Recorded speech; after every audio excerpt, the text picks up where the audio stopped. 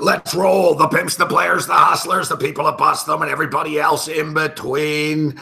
The late night anger management class has begun. We got a lot of stuff to get to. We got a couple of games on the board that we're going to be betting on tonight. We've got a couple of NBA games. We got an awesome World Series going on right now. We're tied at 1 as we speak. The LA Dodgers, Jock Peterson goes deep on Justin Verlander. Rich Hill holds his own, gives the Dodgers 5 innings of one-run baseball, and we're locked up at 1 right now. So we're obviously going to be keeping our eye on this World Series game throughout the evening. A big night for me tonight. My teams are playing. The LA Dodgers playing right now, and the Toronto Raptors on TV in about 28 minutes time, and I apologize. I was ready to go. I was all fired up, even at like 9:42. I'm like, man, when's the show start? Let's rock. Let's do this thing. I was ready to bring it.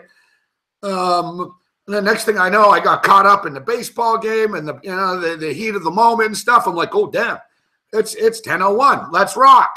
So yeah, we're ready to go. We appreciate those of you tuning in here this evening. We look for a big night tonight. Big night last night. We swept the board last night, 7-0. We crushed it last night. Great start to the night tonight as well. So we look to keep this rolling. We're going to give you a couple of picks for the late night games here this evening in the NBA. I've got a homer pick with the Toronto Raptors. And I don't think it's a homer pick. You're getting 12 points. The Raptors are a good team. Raptors aren't going to win the game. Double play LA Dodgers. Raptors aren't going to win the game.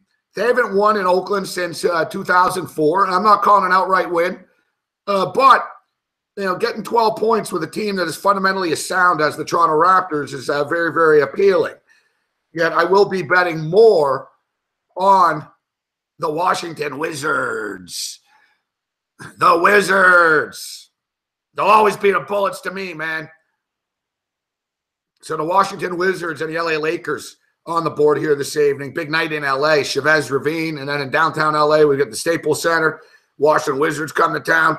Wizards laying 5.5 right now in this basketball game, and a little bit of smack talk and WWE nature to this contest this evening. It's funny, I was tweeting about the storyline, and even people I got people tweeting me. I'm not the biggest NBA fan, but I like this sort of stuff, so I'm tuning into the game.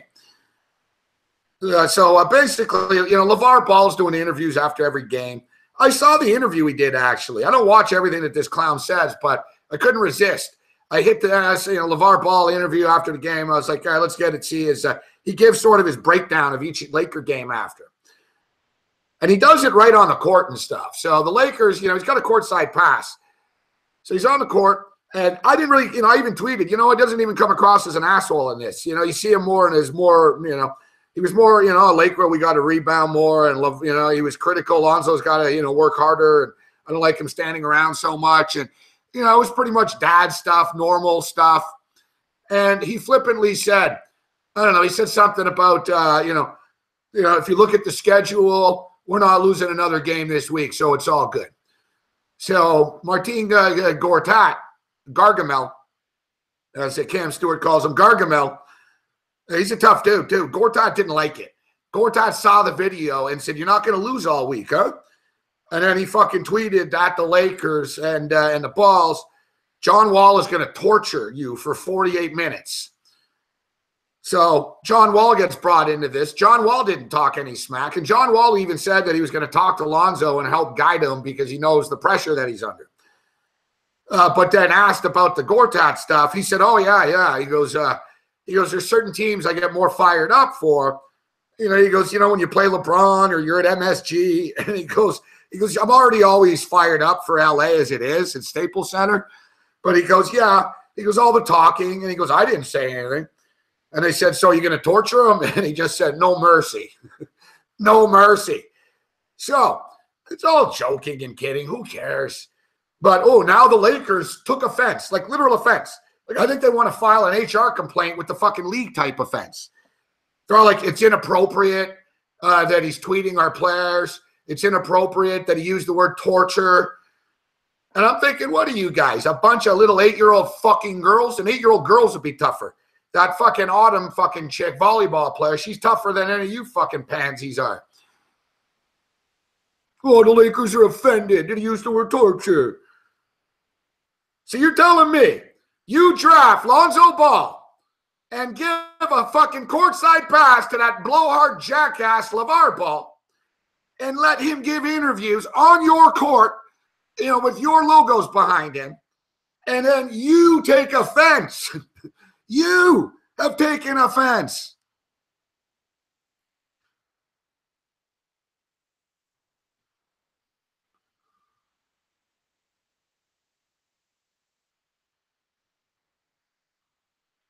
It's fucking comical.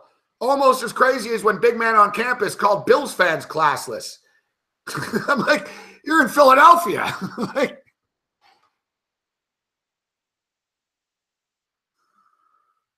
yeah, we'll tell. We got an update with the door story and the car story. There's an explanation for everything.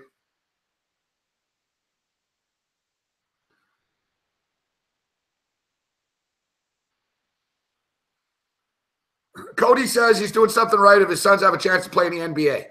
Yeah, I'm not saying he's the worst father ever, but I don't know. There's a lot of other fathers that got their kids into the NBA that, aren't annoying as fuck.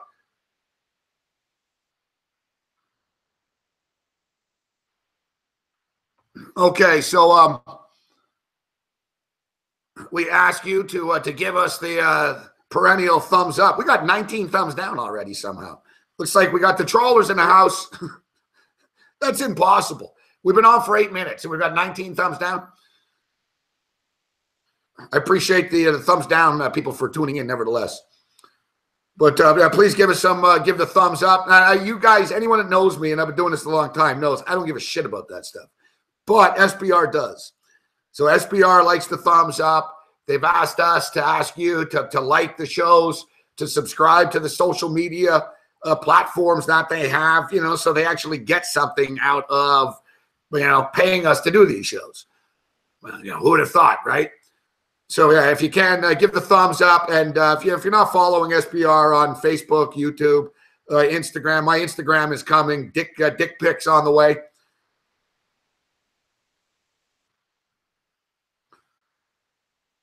Dick pics are on the way on Instagram for the ladies.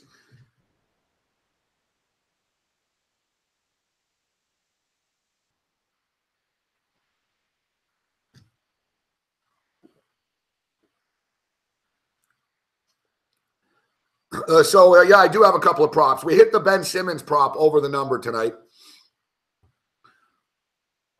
We hit the Ben Simmons prop over the number tonight, over 6.5 assists. I think he finished with 9 assists. The prop that we played tonight is we finally have an opportunity. Ball really hasn't played. He played the other night against the Suns, but the Suns are in a flux. So this is the first time that Ball is matched up against a superstar this evening. And now you throw in all this sort of drama with the torture stuff and LeVar talking shit and everything. Not to mention, I already like the Wizards as it was. I like the Wizards in this game. The Wizards are going to smoke them. The Wizards are going to smoke them. And I played the John Wall prop over 38.5 total points, rebounds, and assists. Listen, John Wall had 13 assists in the Wizards' last game. John Wall is scoring a little less this year, and he's passing a little more. He's passing the ball to Porter. He's passing the ball to Beal. So he's getting his teammates a little bit more involved, but he's still racking up fantasy points, and therefore he's still racking up the rebounds, points, and assists. Now, I do think he's going to go off tonight for some points. What do you figure Ball's what do you figure, Ball's in a lot of trouble. He's not going to be able to stop Wall. So is Wall really going to get into no mercy mode and just take it to the rack on his ass every time? He could do it. I think that Wall scores 28 to 30 points tonight. Maybe a little more, 32. I've seen props for Wall at 25.5, and I see Kitchen Ranger Ray was talking about 27.5 in his book. I saw some 25.5s out there.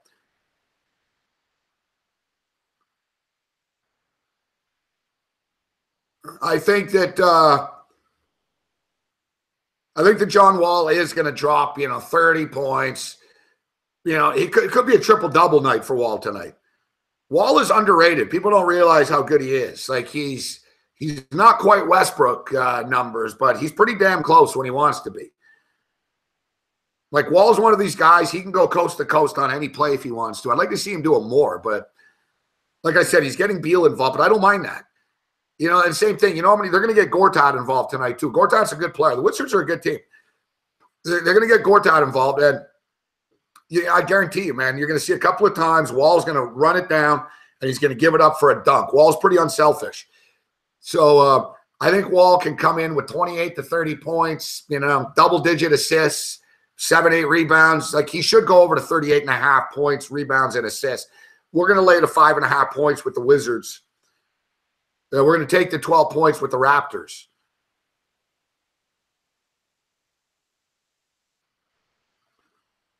I want to see the history of the Raptors and the Warriors. I know, off the top of my head, being a Raptor fan, I know we played them tough a lot. But we seem to lose all the time. But we do play them tough. Let's see if my memory serves me correctly with the covers. All right, so last year, State, it was 121-111. Raptors lost by 10. Earlier in the year, Golden State, I remember this game. So the Warriors covered. They were 9.5-point favorites. They won by 10. Last year, they played in Toronto. I remember this game. The Warriors won 127-121. The total, the spread was 6. It was actually a push. 2 years ago, and I go back to 2 years ago, and we can use this because it's the same team. It's DeMar, it's Kyle, it's Curry, it's Green. You know what I mean? They're both the same teams for the last couple of years. Yeah, exactly. 2 years ago in Golden State won 112-109. Golden State won 115-110. So, yeah, the last 4 times they played, the largest margin of victory was 10, and that was just once. You have a 5-point game, a 3-point game, a 6-point game, and a 10-point game. You see what I'm saying? And I said this without even looking at the numbers before. The Toronto Raptors play the Warriors tough. It'll be real close, and then, boom, the Warriors just sort of flick that switch and win the game. Now, the Raptors aren't in their best form. It's early in the season right now. We don't really, they're still figuring things out a bit. They played 2 cream puffs to open the season. I'm not going to call the Sixers cream puffs, but the Sixers were in back-to-back spots. The Raptors routed them by like 30. They killed the Bulls. They killed the Sixers. The other night, they took the Spurs, and the Raptors went down to the wire, and the Spurs won late. Would the Raptors lose by, 5? Of course, I was getting 3. They lost by 4 or 5, whatever it was. We were watching the football more than the basketball game, but I think the Raptors can hang around. Jonas Valanciunas isn't playing tonight.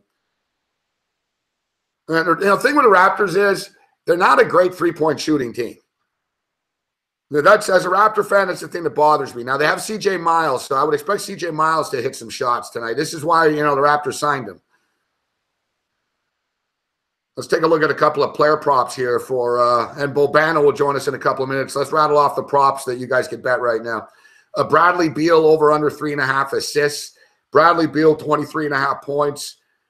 Bradley Beal total points, rebounds, and assists 31.5. Brandon Ingram 13.5 points. Brandon Ingram total points, rebounds, and assists 20.5. Brook Lopez points 18.5. Brook Lopez rebounds 6.5. Brook Lopez total points, rebounds, and assists 25.5. John Wall assists 9.5. John Wall points 25.5.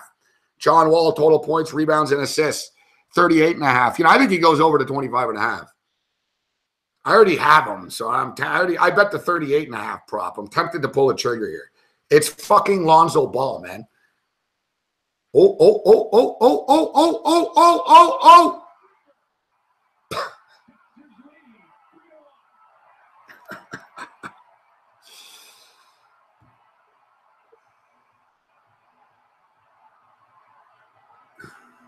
The kid is hot tonight. Whoa, so hot tonight. That's the thing with the Dodgers, man.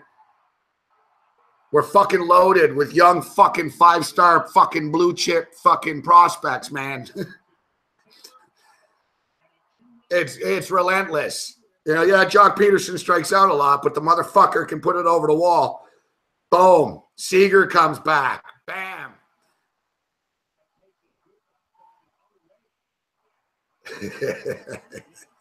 It's getting real. We're going to win the World Series. Yeah, don't worry, Verlander. You've got your girlfriend to console you after the game, but you're about to lose. Let's slow this shit down. A little bit concerned about my total here. It's funny. A lot of people were tweeting me earlier tonight. They were freaking out about the Dodgers. Oh, got to score. Got to score. I told them, chill out, man. They'll fucking score. I even tweeted someone. I said they'll score in the fucking 5th, 6th, or 7th. Oh, Verlander a little rattled now. Verlander, it all fucking comes to reality now. He's like, shit, I'm not winning the World Series. It's like, fuck, we're not coming back. Like, he knows, like, they're human, right? Everything is through the mind. Like, it's like, oh, fuck, we're going to be down 2-0.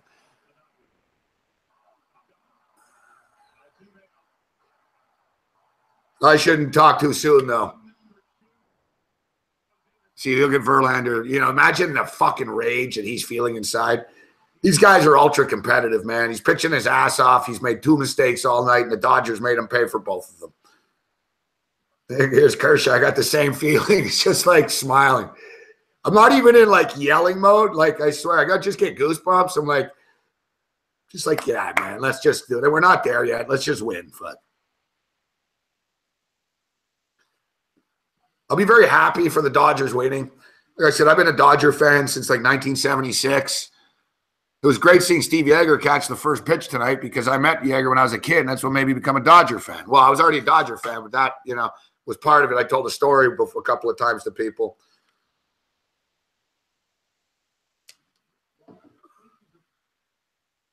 All right, so other props, Gargamel, Gortat 12.5 points, Gortat rebounds 9.5. Gortat's going to kill it on the boards tonight. I'd say go over the rebounds 9.5 with Gortat. Otto Porter's been playing real good basketball this year.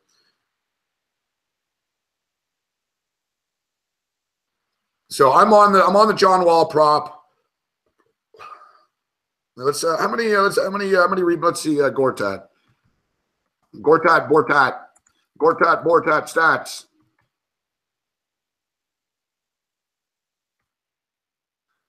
Gortat game log. I spend a lot of time in my fucking adult life looking at game logs, I gotta tell you. Game log. Rebounds. Nah. He had 17 rebounds against the Sixers. I watched that game. He was all fired up that night. He had 17 boards. He had 9 boards against the Pistons. He only had 5 boards earlier in the week against the Nuggets. So, yeah, we'll pass on that. We'll pass on that. We're going to play the John Wall prop. I would suggest over 25.5 if you can get that number. And then in the Raptors game, we've got DeMar DeRozan, 24.5 points. DeRozan total points, rebounds, and assists, 32.5. DeMar really doesn't do much besides score. He doesn't rebound much. He doesn't pass much. He'll get you a few rebounds, but he doesn't pass the ball much. Draymond Green, 7.5 assists. Draymond, 9.5 points. Draymond, 7.5 rebounds. Draymond, total everything, 25.5. Kevin Durant, 4.5 assists. Kevin Durant, 25.5 points. Kevin Durant, rebounds, 8.5. Kevin Durant, total everything, 38.5. Klay Thompson, 20.5. Klay Thompson, total everything, 27.5. Kyle Lowry, 6.5 assists. Kyle Lowry, 18.5 points. Kyle Lowry, total everything, 28.5. Serge Ibaka, 14.5. 5.5, 20.5. Steph Curry, 6.5 assists. Steph Curry, 27. The problem with the Warriors are it's fucking tough to play their props, man. You know, you got 2 big dogs in the house with fucking Curry and Durant. And you got Klay Thompson to get shots. They're tough to bet props. When I bet Warriors props, I basically take Kevin Durant props. Kevin Durant's the best player on that team. Kevin Durant's sort of the go-to guy. He's more consistent than Curry. So what's Kevin Durant's prop? Kevin Durant actually grew up a Raptor fan, too. Kevin Durant, 25 points. Yeah, let's go a little play on Durant here.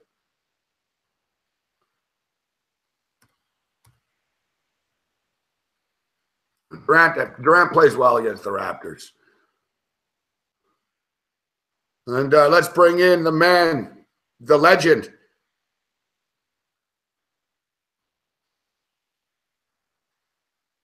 Let's bring in the legend, a member of the Johnny Manziel Party Posse. A man so cool that only he could get away with his name rhyming with soprano. The one and only Pee-wee's Pickhouse, Ian Cameron, a.k.a. Bo Bano. What's up, Abano? What's up? It's a busy Wednesday night. I love that Vin Scully ceremony at the beginning with Fernando Valenzuela. If you're a baseball fan, you love the history of the sport. You love the old days and reliving some of that. How did you not love the way the Dodgers do it? It reminds me of the way the Montreal Canadiens, and you know this better than anyone, Gabe, how they do a pregame ceremony. Not many teams do it better. Man, did the LA Dodgers nail that tonight. That was freaking awesome, that. Yeah, it's a good call, Babano. Yeah, the Dodgers are a first-class organization. They always have been. They do these things right. That's what they do. But you're exactly right, man. We got we got a little comedy show. You got Vince Scully coming up. I thought Vince Scully, I was like, there's no way in hell he can throw the fucking ball. He's not throwing the ball 60 feet. Yeah, the guy's like 86 years old or something like that. He's not, whatever it is. He's not throwing the ball that far. I thought he was going to move in closer. And then when he said left-hander, I thought they were going to bring Sandy Koufax out, which just would have been fucking insane. Fernando's cool, but and then they bring Steve Yeager out of all people to catch, and it's amazing. But I've got a connection to all of them. When I was hosting the Expos postgame show, I met Vin Scully. I'm a lifelong Dodger fan too, so I went up to Scully. I was like, Mr. Scully, it's an honor to meet you. And he was very nice and respectful back and stuff for all that. He was very, very nice, man.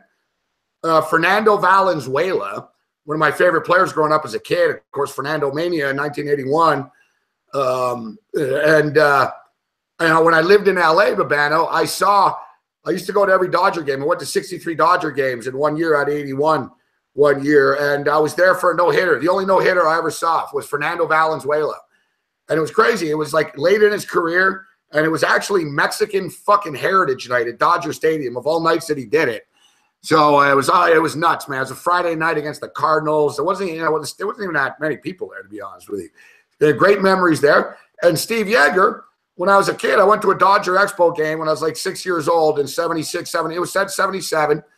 And, like a kid, I went over the dugout and I asked Yeager for an autograph, and my mother was hot.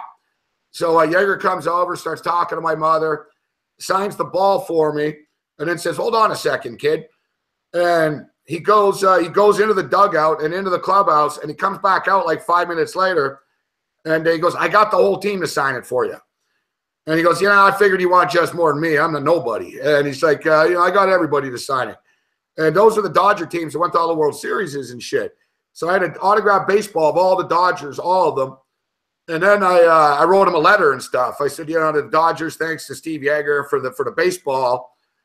And, thanks for, the autograph and everything. And then the Dodgers sent me like a hat and a thing in their fan club and all that stuff. And they're like, "You're now a Dodger fan for life. You're part of the Dodger fan club and Dodger Army."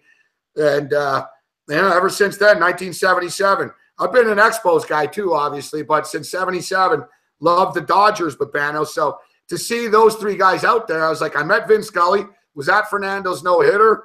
And, Steve Yeager, was where it all started when I was a kid. No, that's awesome, Gabe. And that's Steve Yeager. That's total class move, in my opinion, by him. He's the fact that you can be, as a professional athlete, you can park the ego and be self-deprecating and say to yourself, "I'm just the schlemiel of the team. Let me get the big stars of that era of the LA Dodgers. Let me get their autographs for you, bring it to you." That just shows you a bit of what, Steve Yeager was all about. But yeah, I mean, Vin Scully to me in particular is the one that I've obviously seen most of in these old Dodgers eras, because he's been a guy that's obviously been announcing for 60 plus years, doing it until last year. Being able to go to bed at night and have his voice in the background, calling Dodger games on the sports pack night after night, all these years watching baseball in the summer. It's been fantastic.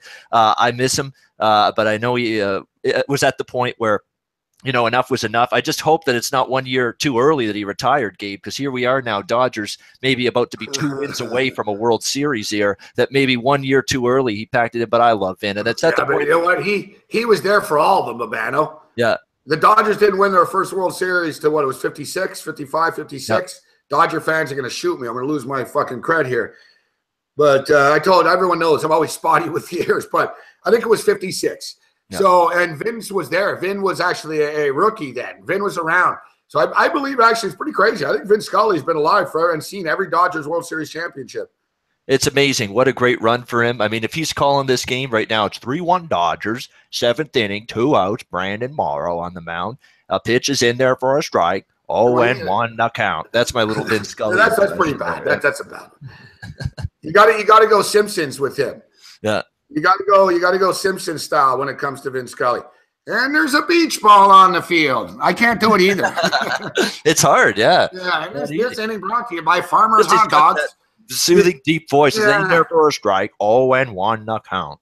You know what's crazy? People don't realize this stuff is he used to do football. Like all these baseball guys, like Dick Enberg, football, and Dick Enberg, people know football and tennis, but he was the Padres guy. But Vince Scully used to do football, man. Yep, he did.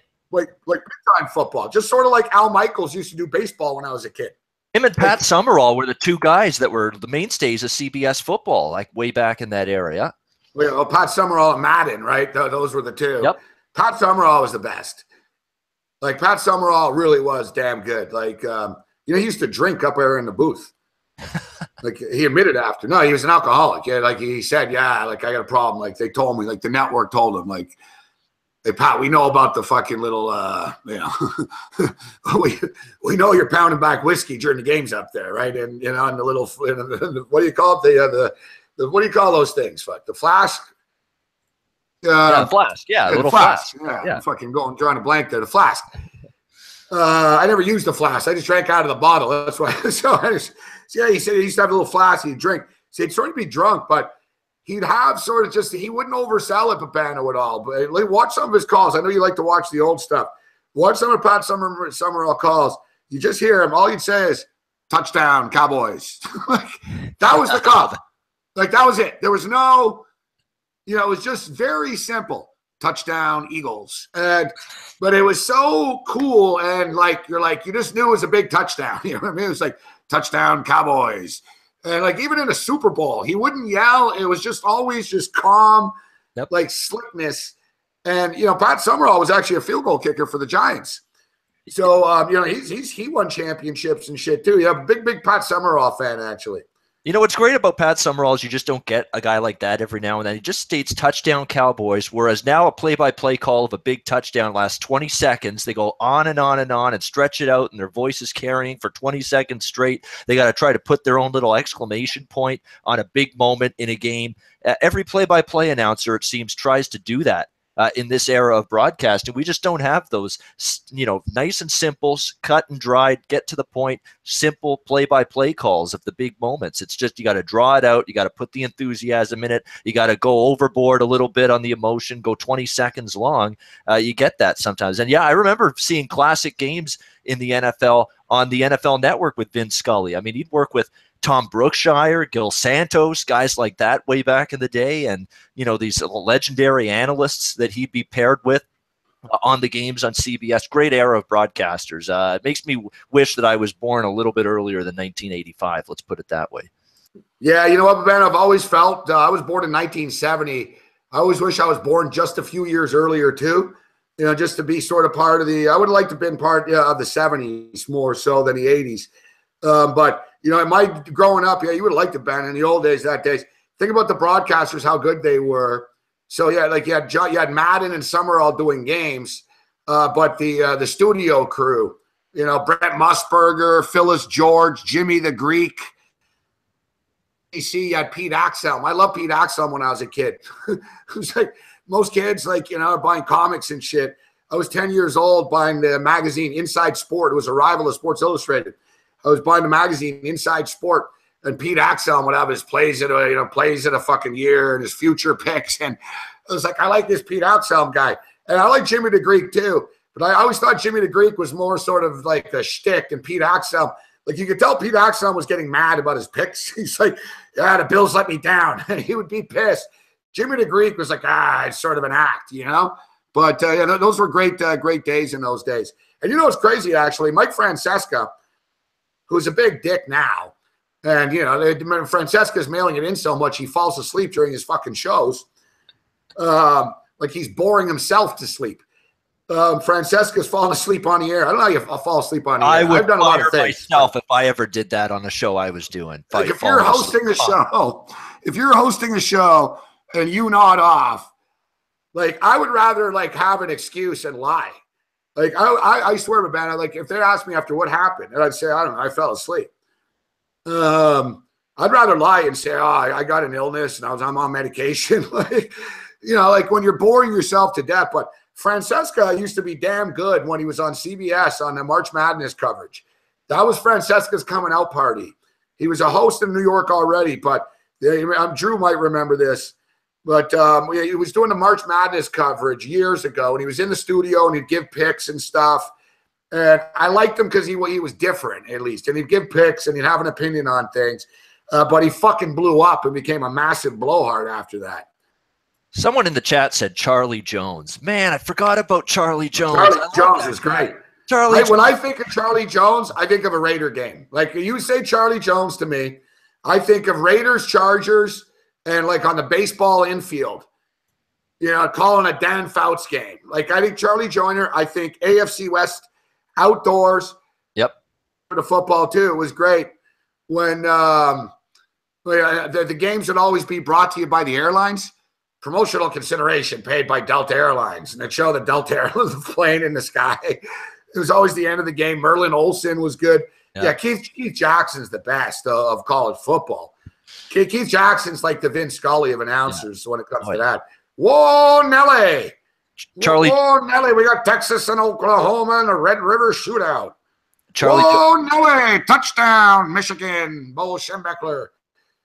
He was fantastic. Charlie Jones and a very young Todd Christensen. I remember seeing a Notre Dame game recently doing that game, and he did a lot of Notre Dame. He did a lot of NBC football. I remember Joe Gibbs, Mike Todd Christensen. I'm old enough, Urbano. I remember Todd Christensen as a hell of a football player with the Raiders. Great tight end.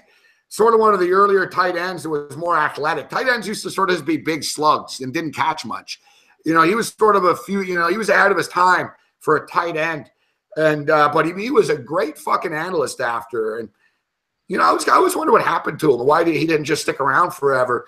You know, I don't know. He started doing the American Gladiator scene, and he sort of started to spread out besides just football. He was fucking good as an analyst, man. Yeah, Charlie Jones, great stuff. Yeah, absolutely. Todd Christensen was on the Mountain West Network recently a few years ago doing games, but that network went under. It doesn't exist anymore, and ever since then, I have no idea what he's doing right now, or if he's better than the Mountain West Network. I could be on the Mountain West Network. If I apply to the Mountain West, I'd probably get the gig. Yeah, that's why I don't apply. They'll call my bluff. I'll be like, oh fuck, I got to go call a Utah State game now for fucking next to no money. Like Christensen, there's always a reason, Babano, right? That's why I tell you all the time. Every time, like right now, I'm sure there's an executive, someone's watching the show, and they're like, fuck, I wish I could tell these guys. You know, and I'm not saying this about Christensen, but like I kidded about like a CFL player. All these people are like, I can't believe this team let him go. The GM's so stupid. And my buddy told me, they're like, they let him go because he's a coke dealer. Fuck. They're like, they told him to stop it, and he didn't. Like, that's why they let him go. It's like, hey, all right, the media doesn't know that, right? So who knows why Christensen doesn't have a gig, you know? Maybe he fucking banged too many interns or something. Or maybe he just got sick of watching bad product in the Mountain West. You wanted to be a Mountain West Network announcer 10 years ago, not in 2017. Now with what the football and basketball and that conference has rolled out the last year or two. Yeah, it's like, you know, Babano, I applied when Las Vegas got the Arena Football League team. Remember when Vince Neil had the team? So I told them, I was like, you know, I'll be perfect here for your play-by-play job and shit. And like they called my bluff. Like they got back to me and shit. And they're like, yeah, you know what? Sounds pretty good. I think you'd be good. Then I saw how much money it was, and all these people that were connected in Vegas told me, they're like, whatever you do, don't do this. They're like, it's going to go down in flames. Trust me. There's already warning signs. And I don't even think they lasted one full season, dude. I'm legitimately gut-wrenched that you and Cam Stewart and Danny McManus came within an eyelash of being CFL announcers together, and it just never happened. It was so close, but it never came to be. What a disaster that is for society, really. I appreciate that. Yeah, it was. It was pretty close. It was pretty close. The commissioner, we had the commissioner's approval. We had the commissioner approval. We had Danny Mac on board. We had the radio station on board. Like, there was no reason, like, not, me and Cam were popular on that one, on the station. There was no reason not to do it. Like, there was no, and, we all know the story, David Braley. And it's not just David Braley, the Saskatchewan Rough Rider guy, too. The Rough Riders didn't like us. Like, there were a couple of instances the Rough Riders were a problem for me and Cam and in general, which kind of pretty fucking annoying, actually. It was pretty much the Western teams. The Hamilton teams had no issue. The East teams had no issue. Wetton Hall liked me, the owner of the Alouettes. Hamilton were neutral. Like, he basically told us, like, because we asked, like, because he said it was a vote, essentially. Like, he has to run it past the owners. Way to go, Hamilton. Yeah, so Hamilton didn't block it, but it turned out it was Braley was no, and Saskatchewan was no. And, Braley and the Riders are two pretty powerful fucking entities in the league, Look at the Riders and all the shit they get it with. They're always breaking rules, that team, fuck. The Riders make the most money in the CFL, right? So they've got power in the league. They're like the only team. I'm not going to say the only team that makes money, but they make the most money by far, right? We'll put it that way. Other teams are just sort of getting by. The Riders are fucking cashing in and making like huge. They sold more merchandise in Canada than the Toronto Maple Leafs or the Montreal Canadiens did a couple of years ago. What's that? They sold more merchandise than any fucking sports team, like, in Canada. And I'm not talking just Canadian teams. And it was all in one province. So I don't know how many people live there, but essentially they bought every piece of fucking merchandise with a fucking Rider logo on it. They have it. You know what I'm saying? Like, they fucking have it, man. From toilet seats to coffee mugs to hats to jerseys and, you fucking name it. All right, Babano. So these games are going off the board in a second. Any late night opinion on the basketball games? Raptors, Warriors, Wizards, Lakers. I actually took a little on Toronto in that game just because I think they do give it a good effort here in Golden State. And Golden State's not really fully clicked at any point so far this season. Obviously, the Raptors have got to play better at the end game than they did against San Antonio. I mean, that game was there to be had. They did not execute late down the stretch. They didn't have JV. Valanciunas didn't play in that basketball game. We'll see how they do here. This is one of those statement games. This is a game you would expect a team like Toronto to be up for, playing Golden State. Golden State, though, they've had a couple of off performances so far this season. You think you're going to get a good effort from Golden State, so I'll lean Toronto, though, still. I don't think they're getting too many points. Yeah, I agree with you. I'm not saying the Raptors are going to win this game, but I think they can hang around. It's a lot of points. The Raptors are going to be up for it. I went over, I don't know if you heard earlier, Babano, when I was going over the recent history of the series. Last 4 games, there's been a 6-point game, a 5-point game, a 3-point game, and a 10-point game. So the Warriors, the last 4 times they played it, essentially the same teams with the exception of Durant from 2 years ago, but essentially the same teams. And, Golden State hasn't won by this margin yet, right? I'm assuming we don't get the fucking Wizard-Laker game on TV here, though. I think Sportsnet won for the Raptors. I don't know about the other one, though. Yeah, like it's we got the Dodgers. I know we got the Raptor game. So I'm going to have to watch this Laker game, watch the Laker game online. So let's get down to business. Babano, Thursday Night Football, Ravens, and the Miami Dolphins. It's an awful game. Let's be real. But we've got some numbers here as far as Matt Moore is concerned. And, Matt Moore is 20-9 against the spread as a starting quarterback in the National Football League. That's 20-9, guys, against the spread. So he started 29 games in his career. He's 29 against the spread. And he's 10-4 against the spread on the road as a quarterback as well. I think Matt Moore makes the Miami Dolphins better than they are with Jay Cutler. I do. Now, I don't love this spot. I'm not bigging up the Dolphins here. And, we'll get to the Ravens side in a minute, but I think Matt Moore makes them better. Who do you like better, Matt Moore or Jay Cutler with the Dolphins? It's funny you mention that because my Monday column for Gaming Today, and I'm talking about the major quarterback injuries that took place last weekend, Carson Palmer at Arizona, Jay Cutler with Miami, and I'm talking about just exactly what you're mentioning. How much of a drop-off, if any, is there from the starter to the backup?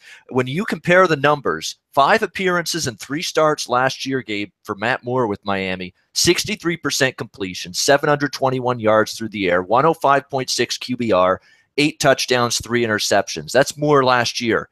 Cutler this season with the Miami Dolphins, 62% completion rate. That's 1 fewer than Moore. 995 passing yards. Okay, so more passing yards. A lesser quarterback rating, 78.8, 7 touchdowns and 5 interceptions for Cutler. There's not much of a drop-off here, in my opinion, going from Matt Moore to Jay Cutler. Is Matt Moore an optimal option? What about the turnovers, Babano? If you have the numbers in front of you, I don't want to put you under pressure, but if you have the numbers in front of you, what about turnover? I assume Matt Moore has turned the ball over less than Cutler as well, less fumbles and interceptions. Well, in interceptions last year, 3 for Moore, and 5 so far already this year for Cutler. So there you go. There you go right there. The bottom line is I don't think you can downgrade Miami significantly for losing Jay Cutler. I mean, this is what you get with Jay Cutler. There is no way in hell, Gabe, and I'm going to get involved in this game. It's Thursday Night Football. It's prime time. I'll have a bet on it. If it's small, medium, or large, I'll have something on it. It's going to be Miami. And only Miami. How are you going to lay points with Baltimore now? Exactly. That's the other angle of this. Exactly right. I cannot lay a penny or lay a point with Baltimore's favorite right now. I can't. I mean, you talk about a Baltimore team that their last 2 games at home against Chicago and Pittsburgh, they lose straight up and against the spread, get dominated, get nothing offensively out of Joe Flacco, a limited core receiving group, a mediocre run game, a bad offensive line. You got to put up points in this league to win games and cover numbers. Baltimore can't do that right now. This offense is struggling. Miami's got concerns on their offensive line. Pouncey's banged up. Laramie Tunsil's banged up. That's concerning. No question. Baltimore still can play pretty good defense. I understand that. Jay Ajayi's yards per carry have gone down a bit this season.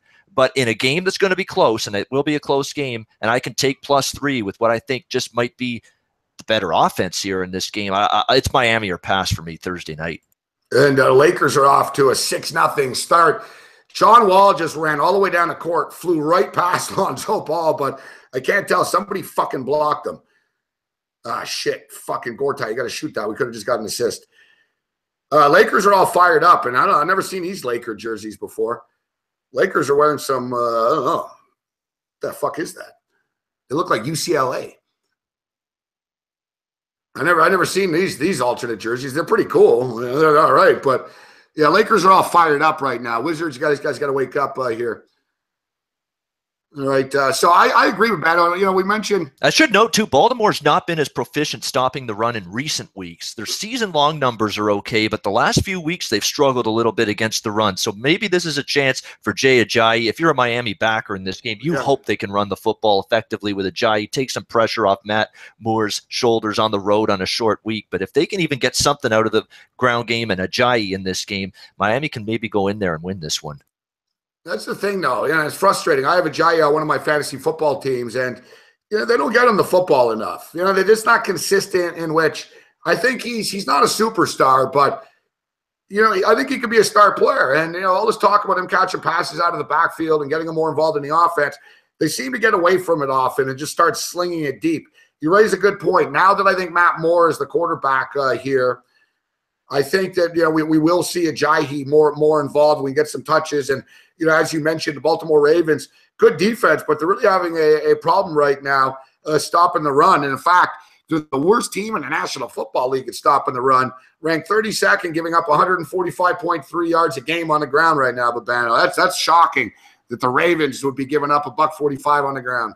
Yeah, and it's gotten worse, not better, as the weeks have gone on. Their run defense was okay early on. It's gotten worse, not better. So Miami's got a chance. Stick to that ground attack, Adam Gase. Don't be stupid, okay? And sometimes he can be. He's a young coach that tries to put his will and his thumbprint and his fingerprint all over this offense, and sometimes it's to the detriment. Run the football. I mean, and stick to it. Don't abandon it if it doesn't work for a play or two. Stick to it. Be balanced on offense here in this game. It's a short week on the road. Use your brain. Please, Adam Gase, and you'll have a shot. I hate to bring out the T word right now, but getting the Miami Dolphins in a +10 situation, it looks pretty good. Let's say Miami loses. How the hell does Baltimore win by more than 9 points in this game? That's a good point. I don't see it's hard to imagine a Miami teaser not covering for you. It really is. The Miami's defense, though, we can talk about the offense. Miami's defense. Now, last week the Jets made some plays, but I don't know. The Jets are surprisingly good on offense. I don't know what to tell you. But without being stated, Babano, the Miami Dolphin defense has played well this year. And, I think Baltimore is going to struggle to move the football against them as well. I can't take the under just because the under is so low. Maybe on a teaser. But looking, I like Miami plus the 3 here. Not a best bet of the week, but like we talked about, hard to lay points with the Ravens in any spot. You know what? It's an under matchup. It screams an under matchup, but I will not bet an under at 37 in this modern era of NFL football in 2017. I can't. Not at 37. I'm not even getting above the key number. 20-17, I push. If we get that kind of score, I can't do it. Even though it screams under that these teams are going to struggle a little bit offensively. It's going to be a low-scoring game. I don't see the wiggle room at 37. I can't do it. All right, Babano. So what's the big Babano pick of the week that you've been dropping on every show this week, buddy? Hey, we gave a bunch last week that did okay. You know what? I know, but you're sort of your bigger pick of the week that you use that you want to use on the shows. I think you're 2-0 in the last 2 weeks with them, actually, to be honest with you. Yeah. Or I don't know. Or did you go down with No, you had San Francisco against Washington. It wasn't last week. You're right. No, we all went down with the ship last week, Babano.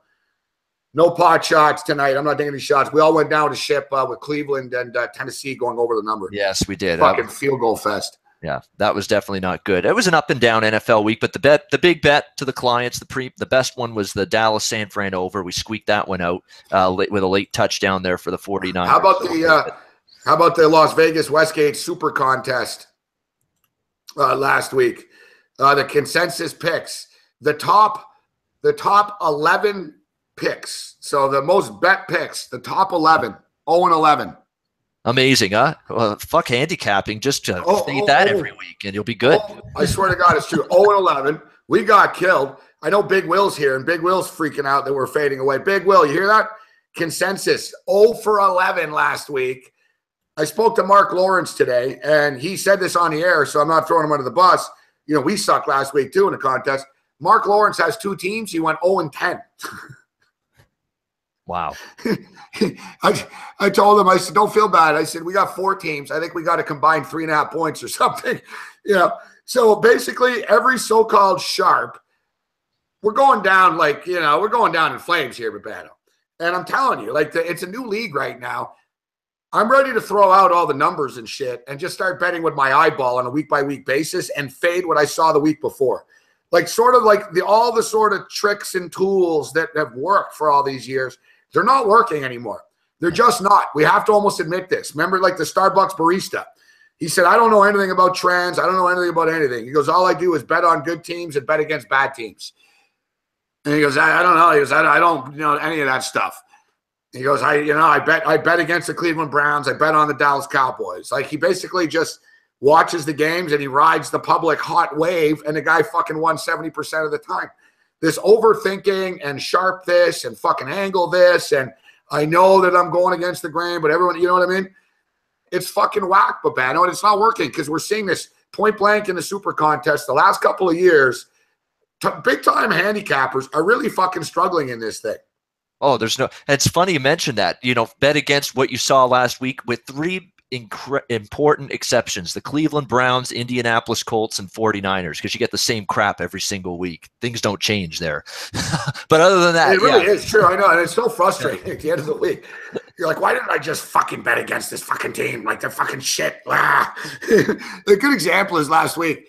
I'm like, I didn't bet on San Francisco against Dallas. I didn't take it. But all week I was like, well, tough game for Dallas. I don't know, they'll probably win, but San Francisco's going to hang around. It's like, why? Why are they going to hang around? It's a pretty big leap of fucking faith, all right? They're shit. But as gamblers, me with the Jags a couple of weeks ago against the Rams, why would I make such a fucking argument and lock in that the fucking Jags aren't going to fuck up? Yeah, they played well.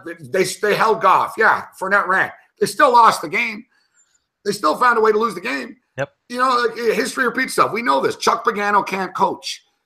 Go down the list. Chuck Pagano can't coach. Todd Monken can't call a play. Arizona fucking suck on the road. There's a lot of things that are just sort of obvious, but we try to over fucking think things.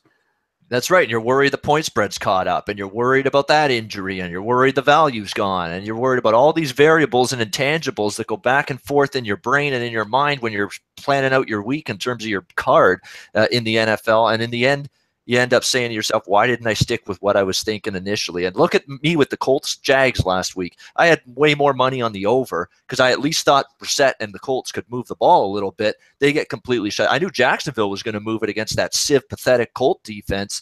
And of course they get shut out, and I should have went with Jacksonville instead of the over in that game. So it's just one of the many examples. You overthink it a little bit, and sometimes it's not a good thing. Yeah, I don't know if the fucking Washington Wizards were out partying all night last night in LA, but yeah, they're missing everything. They're sloppy. They'll come on here, and it's funny because the Wizards bench is standing up, like they're standing like a playoff game. Babano, we're 4 games into the NBA season. They're at LA. They're standing and they're fucking into it. The Laker bench is all sitting down, but the Wizards are all like they look rattled.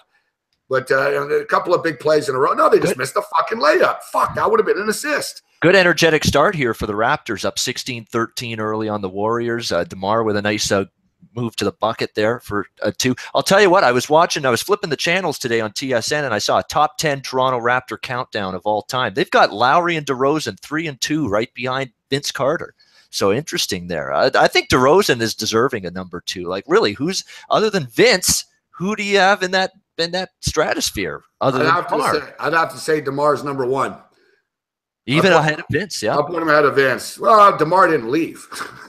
Good point. Yeah, very good point. Loyal to the franchise. Yes, exactly. And let's be real. Let's be real. Vince Carter was awesome with the dunks and shit, but I don't know the number. But off the top of my head, I'll tell you that I think that DeMar DeRozan has averaged more points, right, than Vince Carter did. I think he's going to overtake Vince for that number 1 spot by the end of his career, if he hasn't already. I think that will happen. I think 5-10 years from now, if not sooner, you're going to see DeMar number 1 Raptor of all time. I think he will overtake him if he hasn't already. Top 10's kind of tough. Do we have 10 good guys in our history? They had Antonio Davis in there. They had Tracy McGrady in there. They had Damon Stoudemire in there. Yeah. Damon has to be in there. I mean, he was great in the inception of the franchise. What about Charles Oakley, man? I don't think Oakley was in there. Damon Stoudemire was the first player. Yeah, exactly. He was the first one drafted. I went to a Raptor game. I was in Montreal, but I went to a Raptor game in the first year. When they were still at Skydome, yeah. Yeah, exactly. I was at Rogers Center, and I saw the Houston. Puig. Puig couldn't get it. That's another monstrosity. That it's not called Skydome anymore. No, we got to call it Rogers Center now. That's another reason I hate Rogers. Fucking Puig was pissed he couldn't catch that. Fuck, it's too bad. If that would have been an epic moment to catch, he's pissed. I like the fact he's pissed, but whatever. Shit. It was a tough play. He sold out, man. He didn't pussy out. Like, he tried to get – I've never seen a guy get up like that, like a kid, and throw his glove. Look at him. Right off the tip of his glove. That was close, too. Almost had it. Look at him get up here and throw the glove. Fuck. He's like, fuck. Right off the tip. How do you not like this guy? You know what? I'm calling it right now. There's going to be a single to right, and Puig's going to throw the motherfucker out at the plate. Puig's going to get revenge on this, like somehow. I had Brandon Morrow of the Toronto Blue Jays is showing up here in this inning. He fucking threw his fucking glove. Look at him. He's like a 9-year-old kid in a Little League World Series. Like, fuck. He's like, look at him. I like this move by Dave Roberts. No screwing around. We're going to need him for 6 outs here. Yeah. Get Jansen in here. Get Jansen. You're right. We can't fuck around. We got a day off tomorrow. Don't worry about using him in his pitch count and none of that bullshit. Get him in there and get the outs. Yep, I agree. 100%. I would also get. They should go talk to Puig too. Not the coaches, but the center fielder should go over now to Puig and shit. Say, hey, yeah, good try. Hey, fucking let it go, bro. Like, Puig looks like he's about to fucking melt down out there right now. A Big Will, I love Big Will, what he said in the chat. A Jean Tabak reference from the Toronto Raptors way back when. Awesome. I remember that guy now. Jean Tabak, the big guy. I love Puig. Puig's the best. Look at Puig. Like I said, he throws the glove, bam, fucking. He's like a kid. But you look, he sells out. He wants to make the play. He does it. When I saw him throw the glove, I was about to freak out, Babano. No. I was like, oh my God, is he fucking like melting down with the ball in the outfield here? But I didn't see it bounce over the wall. Because I actually thought, oh, fuck, no, please. Don't tell me you just threw your glove and you're not chasing the ball. Yeah. Yeah, but the ball went over. He throws the glove. And you see him after fucking fuck. You can read his lips. He's like, fuck. With all due respect to Puig, yeah, I love the emotion and the intensity he shows, but at least he's channeling it better than he did before. That you got to give him that. He's improved on that quite a bit. Yeah, well, you know what? I think that Dave Robertson being there instead of Don Mattingly makes a big difference right there. All right, 15-14 right now. The Lakers, Washington's starting to crank it up a little bit. It was 6-0 before. I think Washington will pull away. Oh, we hope they'll pull away and wake up here. I need some John Wall fucking numbers here. And, yeah, I haven't checked in on this Raptor game. All right, so what are you looking at, Papano? What do you like in the NFL, buddy? All right, let's go back to the NFL. I know they've got some injuries they're dealing with, but are the Seattle? Do we know yet just how good the Seattle Seahawks are? Do we really know how good they are right now? I know Seattle's a tough place. I think they're getting better and better, Babano. I think the Seahawks are a dangerous team, starting to dial it up a bit. Starting to dial it up? Well, they're going to need to convince me one more time, especially when they're being asked to lay point, albeit in Seattle. You know, we know that's a tough place to win. I understand that. But it's not been totally invincible, have the Seahawks been there, facing a Texans team off a bye. You know, Deshaun Watson's got the mobility to really stem the tide of an aggressive defensive front, which Seattle can throw at you. And if he can do that, maintain his eyes down the football field, still be able to make some plays against Seattle's secondary, which I think you're going to be able to do. You know, they're dealing with some injuries, particularly defensive side of the football. The Texans coming into this game, but the spot off the bye. Now the question is, can Bill O'Brien, is he a coach that's smart enough and apt enough in your mind to do something positive with the bye and get his team ready well enough for the off the bye? That's another story altogether. But I can get 5.5 here with Houston. I'm going to be looking in their direction here. I'm not sold yet on Seattle. Show me a good performance here before you got to do something more than beating the Giants, losing to Tennessee on the road. That Tennessee loss doesn't even look as good now because the Titans have been so erratic for this Seattle team. Let's see what they can do here, because I think Houston's been showing us some good things this season. I'll take the points there. You know, I like Houston as well. And, you know, Deshaun Watson, we were talking about MVPs earlier in the week. Deshaun Watson's actually the fourth choice right now to win the most valuable player. I don't think he will, but he is the fourth choice. He's got the #1 QBR rating in the National Football League right now, Deshaun Watson. I'm a big Deshaun Watson fan. I was a big fan of his at Clemson. I'm a big fan of his now. It's funny, though. I was talking with Cameron 2 Drew, who loves Deshaun Watson. And he's telling me, because Cameron 2 Drew's got Deshaun Watson in a bunch of fantasy leagues. And he's like, oh, I'm fucked this week, man. He's like, my boy Deshaun's going to get eaten alive up there in Seattle. And I, sort of tend to agree, actually, with him. I think this is going to be a tough test for Deshaun Watson, going up there, playing up there in the Pacific Northwest against this Seahawks team that'll dial it up at home. You know, I don't know the injury status. I got to check out the injury status of the Texans defense, but there's no disputing that Russell Wilson runs for his fucking life and Seattle's offensive line is bad, but Russell Wilson's used to it, and Wilson gets better as the year goes on. We saw him last week. Paul Richardson is a really good wide receiver. If he can get a little consistency going, it's really going to help that offense out a lot. We saw Richardson make plays last week. He's starting to, play better football now. I think Seattle, even with all their faults, are a dangerous team. They're impossible to beat at home. So the way I look at it is like, are Houston going to win this game outright? I don't think so. In my own opinion, I don't think so. So I'm not getting enough points with Houston, in my opinion. But I respect your opinion. Yeah, it is a question of value, because, you're not used to – there was a time when Seattle -5.5 in their heyday, a few years ago, when they were really an elite football team. Not that they can't get back to that level. I'm just not sure they're at that level right now. But this would be ultra cheap. You would never see Seattle laying less than a touchdown at home. Now you are here. Maybe there isn't enough value for some, but – I've seen Seattle struggled to beat some rather mediocre competition. Look at the win against the Rams, too, that they had, 16-10. They got outgained by 130 yards. That was a very, and I mean very fortuitous win for Seattle. They got outstatted heavily in the box score, heavily in the total yards department. So there's still some skeletons in this Seahawks closet that I think the Texans might be able to exploit a bit. All right, so 3-2 right now in this baseball game. And dare I say, I don't want to blame anyone in the chat here tonight, but and one thing I'll admit too, on my chat, we're up a little bit slower behind than normal tonight. The feed's good. I don't have a problem with it. But, I'm seeing me and Babano talk in slower real time. I'm like 2 minutes behind almost or something like that. But I'm seeing a lot of you guys in the chat before talking about the Dodgers have already won this game. All right? They're only up 3-1, and now it's 3-2, guys. It's not 13-1. Fuck. Let's not mush tying this runs thing on base, guys. mush what are we talking about here? What are we? No, but even a couple of minutes ago, Dodgers, they won. It's 3-1. It's over. Dodgers bullpen this. Yeah, we had an advantage, but this shit ain't over till it's over, man. Houston's a good baseball team. So we got to be careful with this shit. How do you like the Houston Texans plus the points? I do. All right, so I'll throw a couple of games at you right now. Yeah, I'm not saying I'm laying a 5.5 with the Seahawks. I have my concerns about the Houston Texans in this game.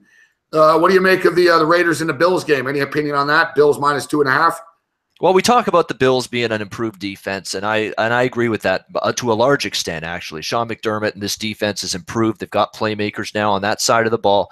However, let's not forget they suffered a couple injuries in the secondary in that game against Tampa last week. They were losing some bodies on that side of the ball. Jameis Winston and the Bucs were able to move the ball against this team, and I think Oakland's going to be able to move the ball against this team. The Bills' defense has got a lot to be proud of, a lot to be excited about for the future, but you look at some of these teams they've played. I mean, Jets, San Fran, Carolina when Cam Newton wasn't right early in the season, coming off the layoff of no preseason action, hardly any training camp. The Atlanta game, I think we can say that offense is a little overrated now with Steve Sarkisian, who can't coordinate a damn thing as far as I'm concerned after what I saw on Sunday night. I don't argue with you one bit, Gabe, when you said you lost at that. I will lose. I'll disagree with the Bills not playing any offenses though at this point. Like I think that's this is the first time I'll call you out on that. Yeah, the Bills have played a pretty tough schedule so far. I mean, yeah, some of the offenses have struggled along the way, but they struggled also because they played against the Bills defense. I don't think the Bills defense is a fraud. We'll put it that way. It's been a weekly thing, and as far as the injuries are concerned, yeah, they're a little bit banged up, but nothing significant. EJ Gaines got a hamstring issue. He's going to play. Like the Bills defense, Babano, I don't expect any major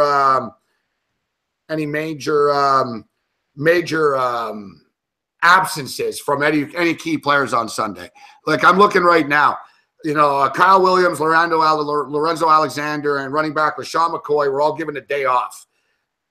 But it was just sort of, get ready. Tight end Charles Clay will be out. Ramon Humbert will be out. Logan Thomas couldn't practice today due to a non-related injury situation. McDermott says Gaines is day-to-day, actually. All right. So is safety Jordan Poyer. So, that is something to keep your eye on. Yeah, and I'm not betting. And Cordy Glenn is back to full participation, and he's fucking good. No, exactly, and that would be a huge return, absolutely, for the Buffalo Bills. I'm not actually looking at the side in this game. I'm not betting against Buffalo at home, especially with Oakland coming East Coast. I know they get the extra rest. They played Thursday night against Kansas City last week, 10 a.m. Pacific, 1 p.m. start Eastern time. They got to get ready for that. Not the easiest thing in the world. I do think, though, Derek Carr and that offense will put up some points against Oakland in that game through the air. They're going to be not going to be able to run the football very much, in my opinion. With Babano, I know you live in the region, buddy. Did you look at the weather report? I did. Well, the weather is could be a little rainy, 14-mile-an-hour winds. Rain's expected. I was talking to the boys today. They're going to the football game, and they said, "Oh yeah, we're expecting it's going to be nasty weather on Sunday. It's the first nasty, rainy, windy game of the year." Well, see, that's changed from yesterday. It was supposed to be sunny Sunday, or at one point. There's obviously been a change or something. I'm looking right now. The storms kick in Saturday. Well, anyway, getting back to what I was saying, I was looking over the total. To make a long story short, I was looking over I thought over 45 was going to be a good bet, and it's still. I don't want to talk you out of it, right? I mean, sometimes rain doesn't mean shit, right? I mean, let's be real. No, and Buffalo will move the ball against Oakland. Okay, they will move the ball. The Oakland defense is not good. There's nothing I've seen from the Raiders defense that gets me happy, gets me excited about the way they can play on that side of the ball. Tyrod Taylor, throughout his entire Bills career, and you know this, he's been better at home. He's been more comfortable at home. He's made more plays at home. He's been more aggressive throwing the ball at home. He's going to be able to do that here at New Era Field in Orchard Park on Sunday. They'll move the ball against Oakland, too, in this football game. Buffalo was 8-0 to the over last year at home. Every home game went over the total last year for the Bills. They've had more overs than not this year so far at home. They just have a little bit more explosiveness and aggressiveness offensively playing in Orchard Park. So give me over 45. That's the way I was looking. Weather permitting, of course. We'll see what the weather is throughout the week. But I was initially looking over. I loved it on Monday, Tuesday. I still like it. But again, weather, we'll see where that goes with that.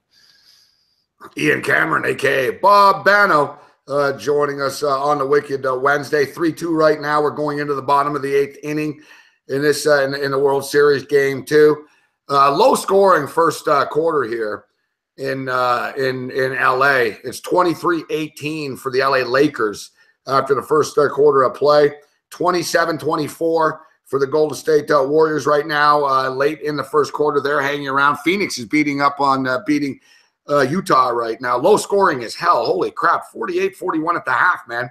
Fucking low scoring night across the board in the National Basketball Association. The Vancouver Whitecaps and the San Jose Earthquakes playing in a playoff game, an elimination playoff game. MLS soccer playoffs began this evening. I believe the New York Red Bulls were the first team up out of the gate. This is sort of like the wild card round. So these teams are like play-in playoff games, whatever. So we got Vancouver. Vancouver at home. Vancouver were minus 134 favorites. It's 0-0 right now. We're in the 11th minute. The total was 2.5, and it was shaded to the over still. We can get under 2.5 at plus 100. I really want to take the under here, but I know that 3 goals isn't hard to get in a soccer game. But, Babano, it's a playoff game. It's a playoff game. Pressure, it's tense and stuff like that. I wanted to pull the trigger with the under 2.5. I can still get it at plus 100. I'm going to do a little play like this right now. A little DJ rec play here. Good luck. There's not a fucking thing I can do to help you with that one. I wasn't asking for your help. I wasn't asking for the help. All right, so Atlanta Falcons are up to 4.5 right now against the New York Jets. This is a game that's this is it for the Atlanta Falcons. It's been 3 losses in a row. The season's not over yet. I personally think people have abandoned ship on the Falcons. I'm naive and I believe in them a little bit too much, but I think they bounce back this week. They get in the winner's circle, and I think they beat the Jets. I think this is the game that the Falcons' offense explodes, and they put up 27, 30 plus on the Jets. They should. I'm still a little gun shy because the Jets, I don't know, they've had a weird way of hanging around in some of these football games, including again last week, goes down to the wire against Miami. They don't. They're not as bad, and they have been badly overvalued or undervalued, I should say, all season long because everybody in the world thought this would be one of the worst teams in NFL history. Yeah. Not just of recent time, in history. I said it. Dude, there was an unnamed GM out there. He said the Jets, some guy, it was unnamed. So who knows? But it was with Peter King, so Monday morning quarterback. It was legitimate. He said a guy that had been in the league 19 years, a long-time GM in the NFL, and said in 19 years, the Jets roster is the worst roster I've ever seen. And you know what, though? I don't know. Maybe the guy's a bad GM and he doesn't know jack shit, right?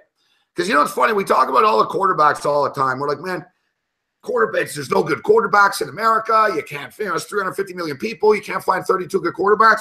I think there probably are good quarterbacks, but the GMs, they're not bringing the right guys in. I think too often than not, they fall for the 6'4" white guy, 225-pounder, or they'll discount a littler guy. A Johnny Manziel type is too little, too this. Everybody's too this or too that. And I get it. It's tough to give guys a chance, but maybe Baker Mayfield's a good NFL quarterback. He'll never get a chance to be, right? Like, you don't know. I mean, there could be a lot of quarterbacks that could have been successful in the NFL that never really got a chance to be. Remember KC Printers?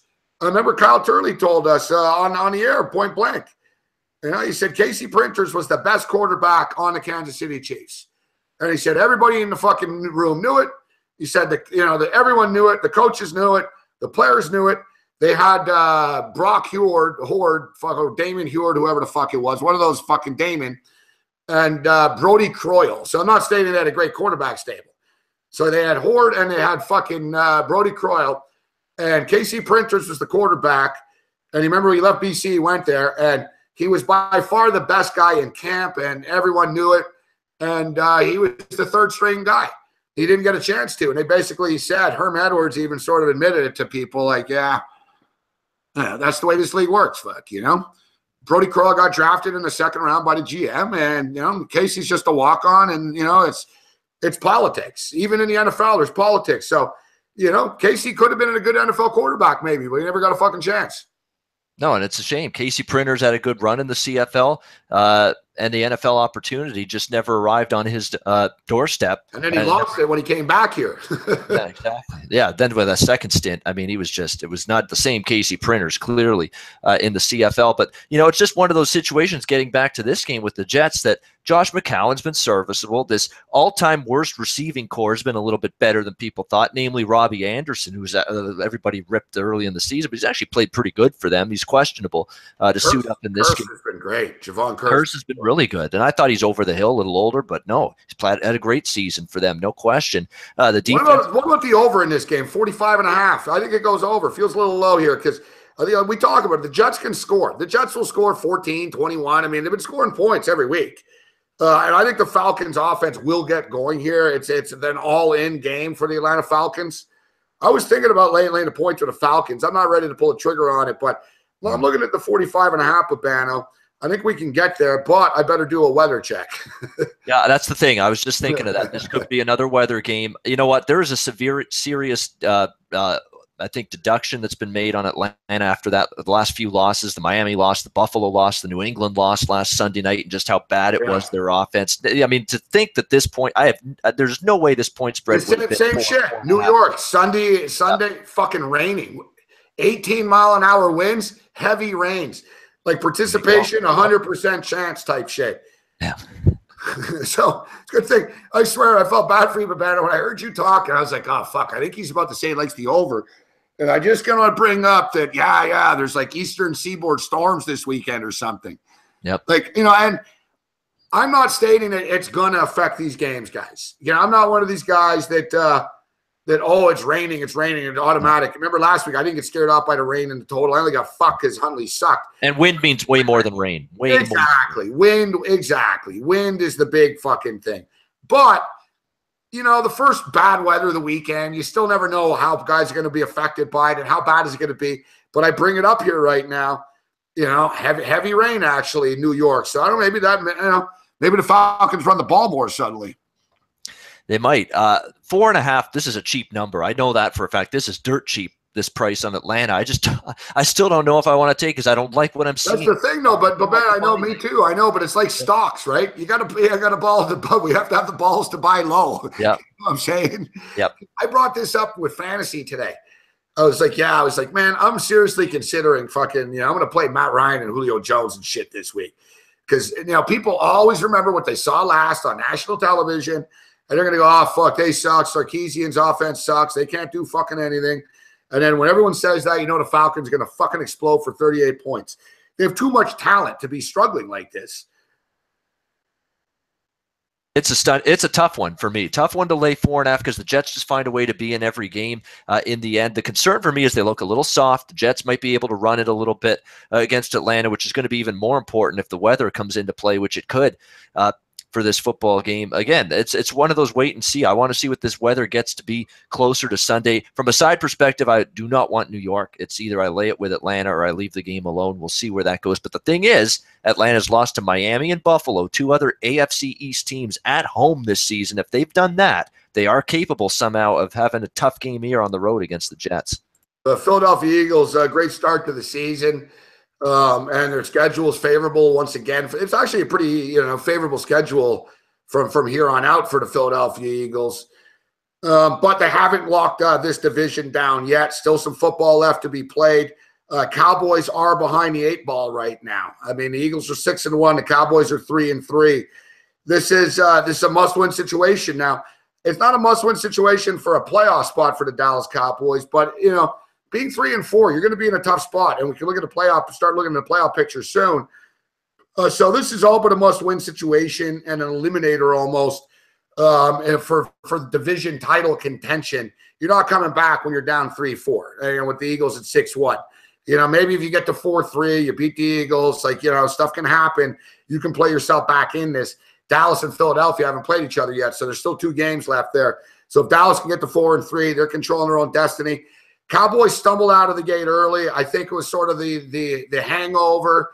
We're so good. It's going to be easy. We're the Dallas Cowboys and all this type of stuff. And I think reality has settled in a little bit right now. But I think coming out of a bye week, we saw them play against the 49ers. I know the 49ers suck, but they ratcheted it up a little bit. I think they understand the importance of this game. Washington, to me, are a hard team to get a read on, though, Babano. I know generally you think Kirk Cousins is a choker, and I can't disagree at this point. One thing about Kirk Cousins is he doesn't play well in big games. And, you look at the primetime games. He's never won a primetime game now. He's 0-9. So there's something to it. Monday Night Football, Thursday Night Football, you lost every fucking time, you mentioned the Panthers game last year. We all remember that they couldn't win. And then even, the afternoon game against the Giants, they couldn't win late in the season. The home opener this year that he fucked up in. He just seems to fuck up in big games. He'll have those games where he'll throw 3 and 4 touchdowns and, you like that bullshit. And he'll make his money. But in big games, he doesn't play well. And this is a big game. So I have my reservations about him. I kind of like the Cowboys in this spot. As do I, and we have ourselves a tie ball game. Oh, fuck. How ahead are you? A solo home run, Marwin Gonzalez, and the game is tied. Oh, you're a step ahead of me. That's brutal. Wow. Off Jansen. Wow, in the 9th inning. Fuck me. Wow. Fuck. Should have cashed out. Fuck, when I was up 3-1. 16 pitches, so it's not a super high pitch count for Jan. Just got a hold of one, which this lineup can do. 1 through 9, this Houston lineup can take you out of the park. They haven't been doing it consistently the last several games, but they got that potential if you make a mistake. That's depressing. Wow. Sit down, Larry King. There he goes. He sits down in his front seat again there in the front. Wow. Now it's still, if you're a Dodgers fan, though, you got to maintain optimism, positivity with your bullpen. You've still got a deeper pen than the Houston Astros do. So if it's going to become a battle of pens. Well, we just lost the battle of pens. That left the window a long time ago. That left the battle. We're into the battle of pens right now. We just gave up a fucking home run. Now it's whose middle relief do you like more, Dodgers or the Astros? That's what you're going to see now for the next several innings, yeah? All right, Dodgers will win this in the bottom of the 9th inning. And settle down taking shots at Larry King there, Babano. Larry's a hardcore fan. He's been around forever. Oh, yeah. No, I got nothing against Larry. Just being funny. Oh, God. No, that wasn't too funny. Some people weren't a fan of your call either. Yeah, that's what I was saying, QQ Wilson. You guys in the fucking chat before were talking about how it's locked up, it's fucking over, the game's done, all this bullshit. Settle down, LeBron, fuck. I just gave everybody better play-by-play than Buck. No, your play-by-play was horrible, actually, as well. that was terrible. Like, you went into, like, some bad play-by-play voice as well. This is spontaneous, but what are we looking at? Dallas, Washington. Yeah, I don't want Washington. I've seen enough of Kirk Cousins in primetime games and big games here. 0-6 on Monday Night Football alone. Problem is for Washington too. It's the injuries they're suffering. The offensive line's got injuries that they suffered on Monday night. The secondary is Josh Norman coming back. Is Breeland going to? Well, Breeland's going to play, but he's playing through an injury there.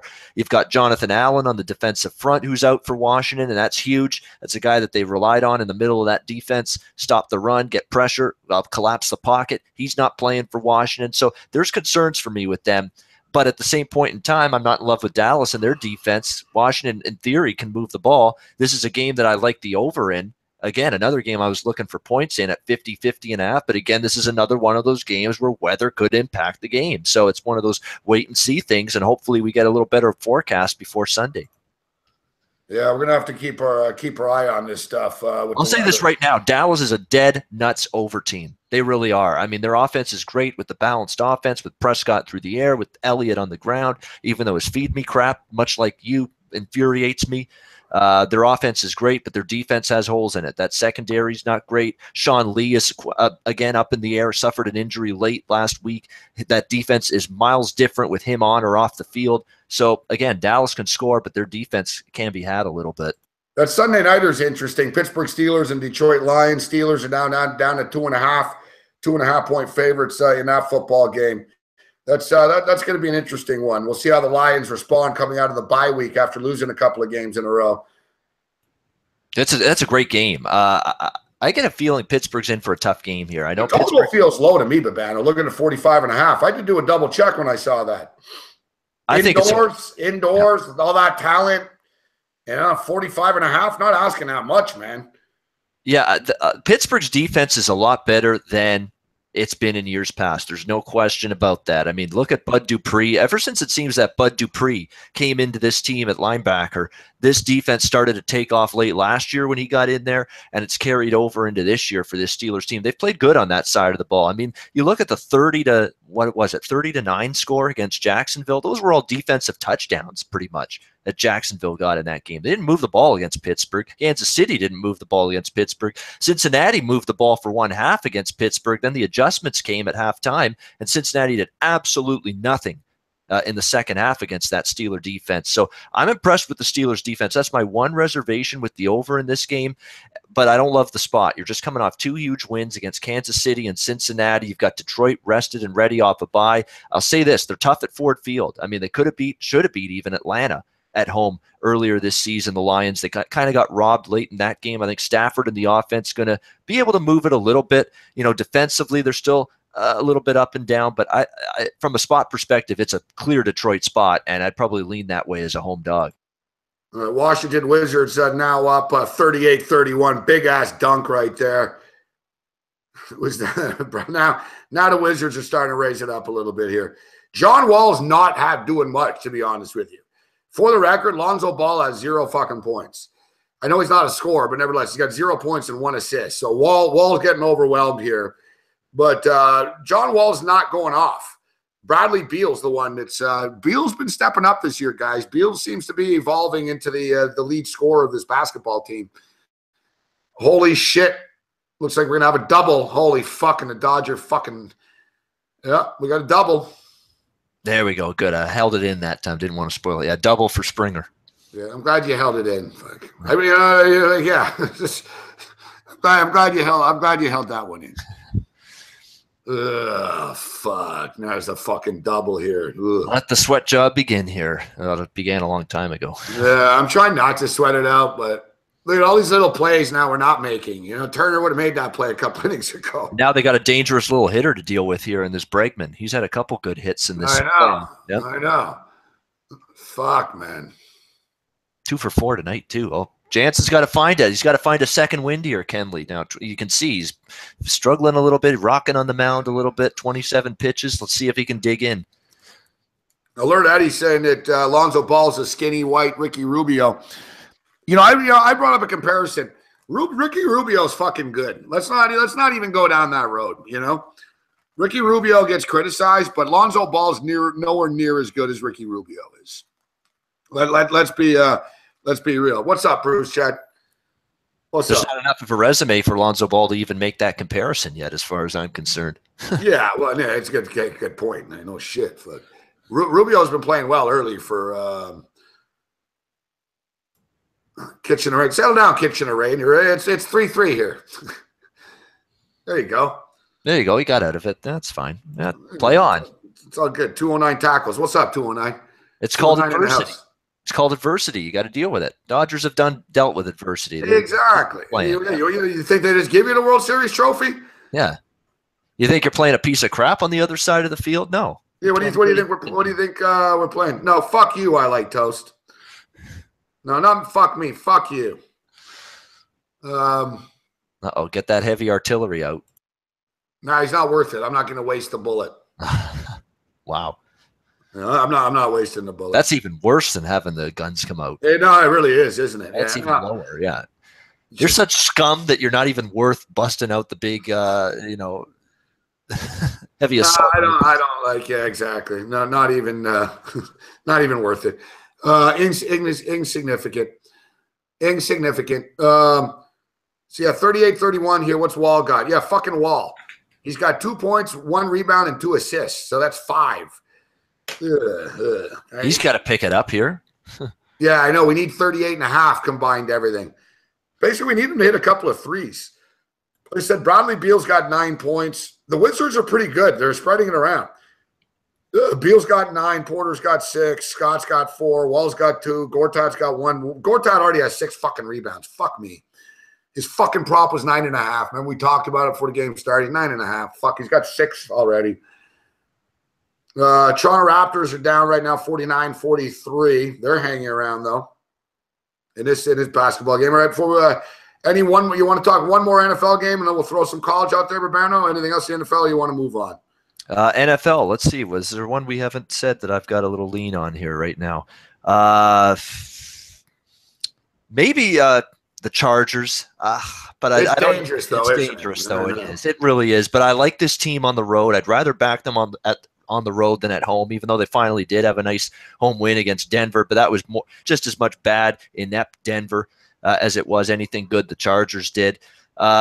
It's just a little bit of a dubious spot for New England. I mean, you just absolutely stomped Atlanta on Sunday Night Football, national television. Are you really going to have your A game and bring it here and lay in 7 just north of that at home here against the Chargers? You know, it's concerning the Chargers defensively. Can they do enough? That Brady and that offense seems to be getting better and better each week. But I still think it's a tricky spot for New England here. I'm going to try at least, Gabe, to make a case for LA.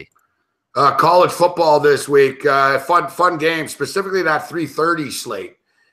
That 3:30 slate. And the real Joe Lisi will join me tomorrow on TV. Not the fake Joe Lisi, the real Joe Lisi. Yeah, Lisi that spells it Leesee and all these stupid other ways. Yeah, well, we got a fake Ian Cameron in the house too, if you remember. I do. I don't even know if you're the real Ian Cameron right now. But yeah, 3:30. We got Penn State, Ohio State, Georgia, Florida, NC State, Notre Dame, man. The 3 big networks too. So on Fox, you got Penn State and Ohio State. On CBS, you got Georgia and Florida. On NBC, we've got NC State and Notre Dame all going on at the same time. And I'm wondering, what the fuck is ABC showing then? I swear to you, what do you figure the Penn State, Ohio State would be an ABC game?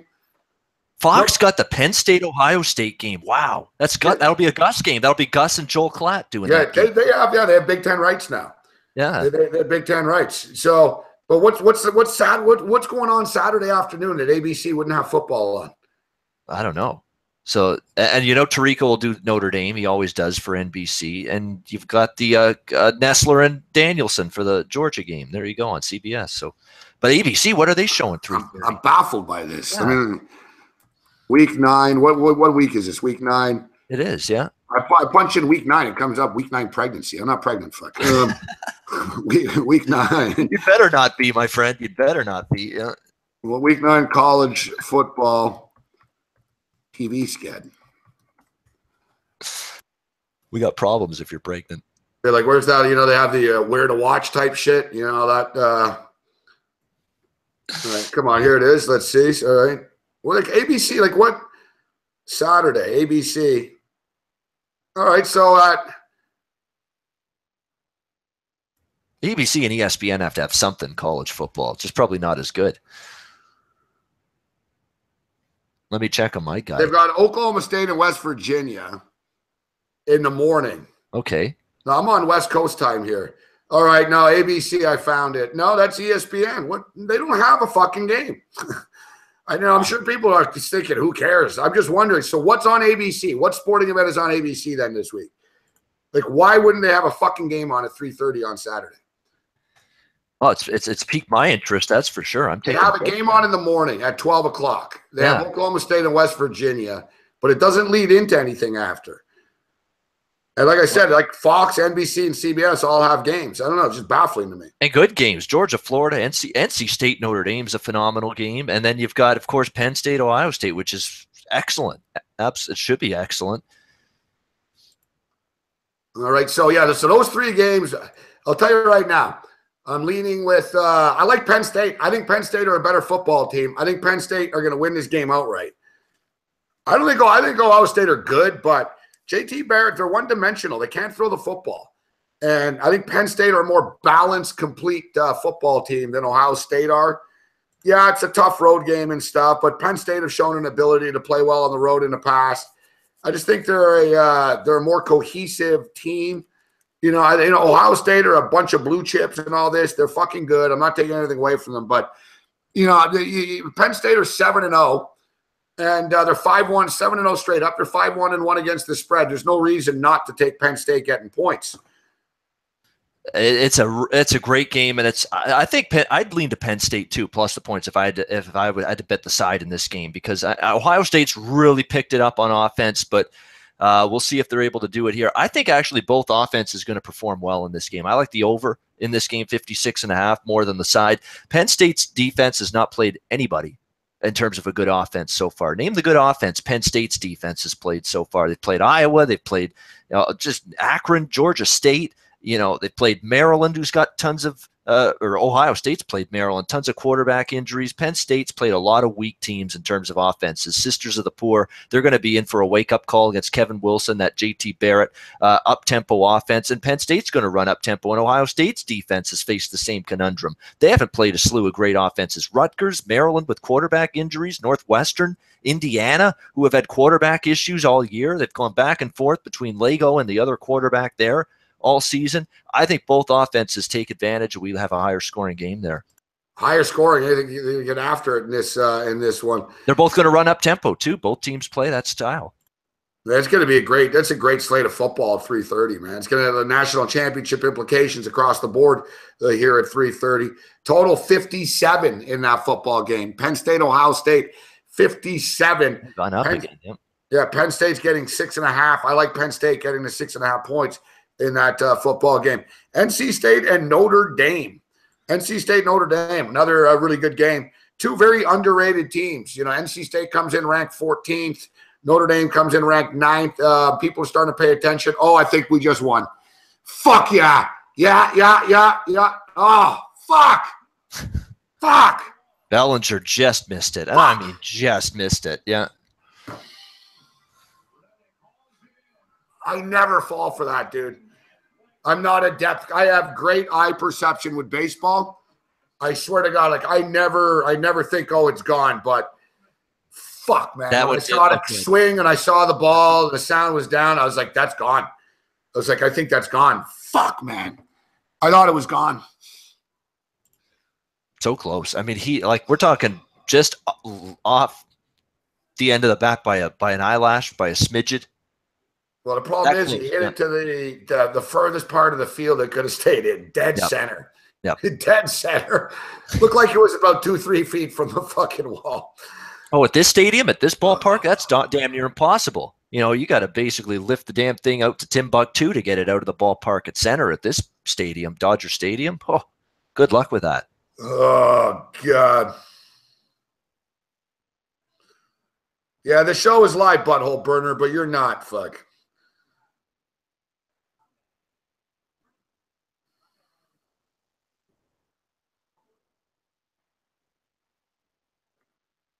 Butthole burner can come back if he's got a better, more appropriate name. Here we go. ABC. We've got two games on ABC. They're splitting up the country at 3:30. TCU, Iowa State, UCLA, Washington. So there you go. You'll get one of those. That's what I thought. UCLA was okay. Yeah. So that's why. Yeah. All right. Fuck. What up, Jack Hargraves? Good to see you, Jack. Yeah, nobody will be watching ABC. Translation, ABC, good luck getting viewers at 3:30 time slot Saturday. 47-45. Let's see if Washington scored near the end of the half here. Last shot. Boom. John Wall. I think that's John Wall. He hits it. The screen's kind of, yeah. That's not bad, John Wall. I think that'll wake him up, actually. I think the Wizards got caught up in this ball shit a little bit too much. And they have terrorized Ball, but Wall, like, hasn't put up points. Lonzo Ball's scoreless. Like, Lonzo Ball's getting rejected at the line. Like, the Wizards are definitely cranking it up defensively on Ball, but it's annoying because the Wizards aren't a defensive team, and they're all obsessed with, like, stopping Ball. They're getting a little, like, lethargic on offense. I'd like to see a little bit more. But any take on the NC State game with Notre Dame? One of my stronger every week. Notre Dame's fucking good. One of my stronger opinions of the week, and it ain't Notre Dame in this spot. NC State plus the points for me. Look, Notre Dame's playing really good football. There's no question about that. But we have to investigate and dig into the flaws that USC were facing going into that game. Injury-riddled defensive line and ill-equipped to stop Notre Dame's strength running the football. They were just completely run over with that ground attack by Notre Dame. That is not going to happen against NC State. Their strength defensively is that defensive front. They are holding teams below 100 yards per game, barely over 3 yards per carry so far this season. That is a great NC State run defense. Their secondary is a little bit, it can be had at times. It's okay secondary, but not great. It's their run defense that's special. If they can make Brandon Wimbush one-dimensional here, throwing the football, NC State's a live team. And on the flip side, I like their offense with Ryan Finley at quarterback. They can run the ball. This is money line potential in my mind. Money line dog it with NC State. They've already beaten Louisville. They've beaten Florida State. Oh, fuck off. As an underdog, they can get it done. Houston just hit a home run. I see that. Altuve, solo shot to left, 4-3. Top of the 10th. Off Fields.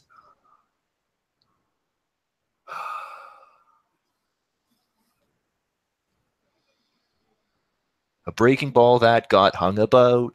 Josh Fields just blew it. Da-na-na-na. Bad timing. Trying to lighten the mood here, Gabe. Trying to make you feel a little better. 4-3, though. There's still 3 outs to play with here for the Dodgers. Keep the faith. It's not over yet. Got 3 outs.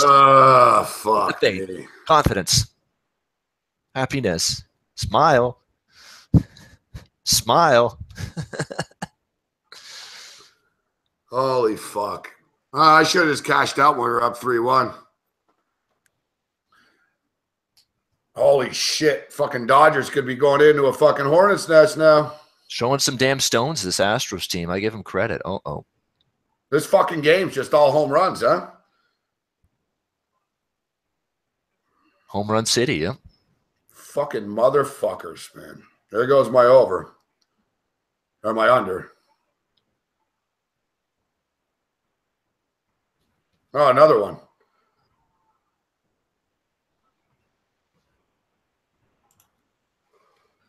Holy fuck, Fields, man. You fucking prick. Fuck. I'll be honest. It's going to be hard to tell you to smile after that one. That one's tough. Yep. 5-3.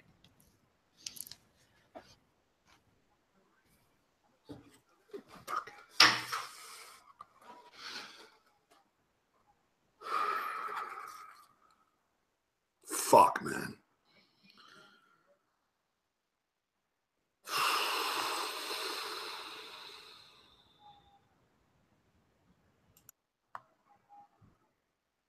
That's fucking frustrating. Oh, we got a disturbance here. We got security milling about there. Someone's being escorted out. Yep. Someone being escorted out.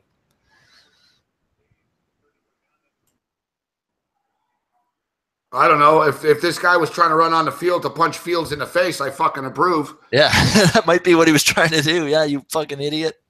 Blowing the game for us, you son of a bitch. Yeah. Now we're going to have to go back to Houston tied at 1, you asshole. Hope you're happy. Wow. And just like that. Loser, loser, loser, loser. All these nice winners. Fuck all this plus fucking money, man. I had a great run. I just gave a lot of it back. Fuck, man. We had the fucking under 7.5. We had the fucking Dodgers. Fuck me, man. Holy fuck, that's frustrating. Look at the Astros. They've been, their body language has been so quiet and nothing going on. Also, their dugout's been quiet, hasn't done much all night. Now all of a sudden they've exploded here. Everyone's going crazy, and Fields is.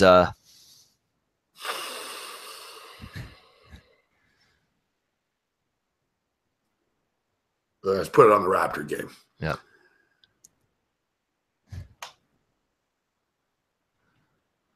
Fields are getting pissed on right now. 61-53 Golden State halftime there. So down by 8. Hey, you're in it if you're the Raptors there. That's not a bad score at halftime against this team. Fuck. Yeah. Fuck. Son of a bitch. Fuck you, Fields. Wow. Just like that, huh? Wow. It's just all of a sudden bing, bang, boom. And Kenley Jansen blows the lead. Wow. Give credit to, man, it's just a real punch in the mouth there. Yeah. Fuck, man. From a betting standpoint, fuck. All right, it is what it is. No crying in baseball. So you go with NC State in this spot, huh? I see Notre Dame. Notre Dame usually struggles after they play USC, but I don't really see it as a letdown because of the high stakes nature of this football game. But listen, NC State's coming off a bye week. We know that quarterback Finley doesn't turn the ball over. Doran's a great coach as an underdog. There's a lot to like about NC State. I see where we're going with this. I think it's a great football game, this one. I like the points as well. I think it's going to come down to the wire, man. I'm on NC State plus the points and money line, and actually equal amounts on both. And I don't usually do that with the underdog. Usually I put less on the money line, more on the points. I've got equal on this one. I actually think they can win outright. Notre Dame always, after a big win, everybody gets excited for this team. There's that big slam down, and you're taken back to reality. And NC State's got some good wins. They've been great in the underdog role. Watch them be great again this Saturday. The Georgia Bulldogs trying to run the table all the way into the SEC Conference Championship game and set themselves up in a situation in which even if they lost, they could potentially still be in the playoffs. But they've got some tricky games coming up, Georgia. I think Georgia could stumble along the way. I'm not sure Florida has the firepower to do it, though. Georgia are 13.5-point favorites. Tough game. Tough to me for me to endorse Florida. Georgia's that good. Georgia's been that good all season. Their defense is great. They have not allowed any sort of pedestrian offense to move the football against them, and that's really what Florida is right now. Pedestrian offensive football team. Now, they've perked up at times this season when they've faced lesser competition. This game, of course, is the cocktail party, as it's always called, neutral field in Jacksonville, as it is every single year. Georgia's just a team I have no interest in betting against. That's all there is to it. So for me, it's Georgia or nothing. Easy decision there. All right, Babano, CFL football. For the love of God, man. You know I love my CFL, but fuck, man. How many more weeks do we have of this shit before the playoffs are here? We have 2 regular season weeks left, this week and next. And then finally we get to the playoffs. I'm going to go, Babano, if you want to go to the game. I don't know if you're Hamilton. Hamilton's not getting to the playoffs, right? So I don't know. Maybe they are. They're still alive. You got to get me up to date. But I'm going to go to that Argo game. If the Argos have home field and stuff, they'll have that one playoff game, right? They're going to host one of the games. If they're second, they're hosting an East semifinal against Saskatchewan. If they're first, they host the East final. So they're hosting a game sometime for sure. Yeah, I think they're going to win. I think they're going to win a division. See, I haven't gone all. I haven't gone. Did I go earlier in the year? No, I don't think I did. I went last year, so I haven't gone all year. But I'll support them in the playoffs. I'll go down to a real playoff game, and we'll have a good time. We'll get some people rounded up and go. I don't mind. You and I. A lot of the snobs will say, "Oh, it's NFL football Sunday." Whatever, man. I live right near the stadium. We can watch the games here. Van will go over right before the game. People, whatever, man. We'll have our phones. You'll see the fucking scores. Yeah. Like, I'm a true CFL fan that in regular season, once the NFL starts and shit, I'm not, the Sunday games, I'm not watching and shit. I'll even though I bet on Hamilton last week. But I bite the bullet in the playoffs. Like, I watch the CFL playoffs first. You know what I mean? Playoff CFL, I watch every game all the way through. I have a great track record of betting in the CFL playoffs over the years, and I look forward to it. I can't wait. We'll go to the game. I'm going to the game for sure. Yeah, absolutely. I'm with you. I mean, I couldn't care less about CFL games on a Sunday during the regular season when it's head-to-head with the NFL. But in the playoffs, I always make room on television or two in my house for CFL playoff football starting in November. And I watch every playoff game. Wouldn't miss it. All right, so this week, Hamilton plus 6.5 at Ottawa, Montreal 17 at Saskatchewan, BC plus 6 at Winnipeg, and Calgary minus 3.5 at Edmonton. Which one of these games matters? Well, Winnipeg needs to win to clinch second. Calgary's clinched first. All the playoff spots have been clinched. So it's really Winnipeg can clinch second. Edmonton can clinch third in the West. Toronto and Ottawa is the biggest battle right now for first in the East. Toronto's 1 point ahead of Ottawa right now. So it's and Toronto, I believe, is on bye this week. So they're not playing until next week. Ottawa, this is their final game. Ottawa has to beat Hamilton to leapfrog Toronto, and then they got to sit back and watch what the Argos do in BC to wrap up the season next week. Toronto finishes at BC to wrap up the season. So Ottawa's got to win this. I'm not sure they are going to cover against Hamilton, though. Everybody's going to look at me and say, oh, here you go, Hamilton, Mr. Homer. Oh, you Ticat season ticket holder, Homer. No, fuck that. Hamilton has covered a lot of numbers, and they've covered every number on the road since June Jones has taken over, playing hard every single week. And Ottawa's got some injuries. No Brad Sinopoli at receiver this week. No Jarrell Gavins in the secondary, who's probably their best cornerback going into this game for Ottawa. Hamilton's, they know it's a short week. They played in Montreal Sunday. You got to play now on Friday. But Hamilton's covered every number. They've won and covered every road game at BC, Winnipeg, Ottawa already, Montreal since the coaching change, since Jeremiah Masoli's been the quarterback. So I just feel compelled to ride them one more time. Hamilton plus the 6.5. All right, Babano, great stuff as always. Before we get you out of here, if you take a look at the full slate NHL Thursday, I guess Thursday's a big NHL night. That's when everyone's playing. How about them Vegas Golden Knights, man? Not playing tomorrow, now 7-1. They do start a road trip on Monday on the East Coast, so that'll be interesting to see how they do. They're playing the Islanders on Monday. So I see the Leafs tomorrow minus 155 against Carolina. Pittsburgh, Winnipeg, Ducks, Panthers, Kings at Canadians. We'll see if the Canadians can keep that rolling after the win yesterday. Look at Leafs minus 155, total 6 in this hockey game. Listen, I took Tampa Bay last night at plus 100 against Carolina. I know Carolina's been playing all right. What do you make of the Leaf game at minus 155 tomorrow? Yeah, Leafs are a team that I don't want to bet against off a loss, that's for sure, but they did get the win last time out. We'll see how they do. Carolina, to me, has got a team with potential, but I don't know if they'll be able to take down the Leafs tomorrow. It's a little bit more price than I'm willing to lay with Toronto, but hey, they're playing great. I mean, their offense is dynamic. Their power play is excellent. All they need to play is a little bit of defense, get some good goaltending from Freddie Anderson, and they're going to be a really good hockey team, 7-2. Toronto's just one of those teams I'm not in a hurry to bet against, not in a hurry to bet under the total either. I mean, they have been flying over the total in all but 2 games this season, so that could be our scoring. And I got to get back to Vegas. They've been a phenomenal story. 7-1 start. They finished their homestand against Colorado Friday night. Then they go on that long road trip. Going to tell a lot. But when you're winning games, with the injuries they've had up front, a couple in defense, down to your third goalie, and Oscar, let's dance, put on your goalie pads and save the puck. Oscar Dance in net for the Vegas Golden Knights. When you're down to your third goalie and you're still winning games and you're beating St. Louis and Chicago, that's impressive. I mean, maybe it's time to start realizing this is a better team than people thought, and Gerard Gallant can coach, but I always knew that. Gallant was a great hire from day one. Yeah, not bad, Babano. Bust on the David Bowie Let's Dance. We prefer the you can dance if you want to safety dance. That's a good one, yeah. That is a good one. Yeah, men without hats, yeah. It's my neighbor. You can dance if you want to. He could stop some pucks for you, because if you just don't dance, and if you don't dance, then you'll get no win for you. Yeah. Babano karaoke. So second half numbers, Wizards are -2. They're up by 4 at the half. It's 49-45. So it's pretty much right back onto the original number. I actually think the Wizards will step it up a little bit here. The total is 110. It was a low-scoring first half. 110's a little steep to jump in on the over here. And then the Raptors are getting 5 points. They're down by 8, so that's right on the number. Total's 113.5 second half. Feels a little high there. If I was going to make a second half bet here, I would pull the trigger. I would take the Wizards. I think the Wizards -2 in the second half. I think the Wizards sort of start to play better and pull away here. The Wizards struggled for the first 6-7 minutes of this game. They're the better team. You can tell they're the better team. I think they pull away in the second half. That's my recommendation. I'm already on the Wizards, but I think the Wizards -2 second half is the play. All right, that sounds good. I might jump on that just for some action. Why not? Yeah, they're up by 4. Well, you're not losing any value, but man, they're 5.5 point favorites in the game. They're laying 4. They didn't play well for the first 7-8 minutes of the game. They've started to crank it up. John Wall looks like he's starting to relax a little bit, and shots are falling. He had a big shot before. I think that shot at the end of the first half sort of gives the Wizards a little bit more. And I also think the Lakers sort of played as good as they can play out of the gate. I think it sort of catches up to them now. What's Wall at now?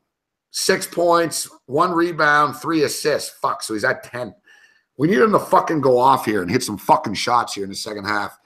I don't really care. Listen, if he doesn't hit the prop, I didn't go massive on the prop, but I am pretty big on the Wizards here. I need a Wizards win and cover.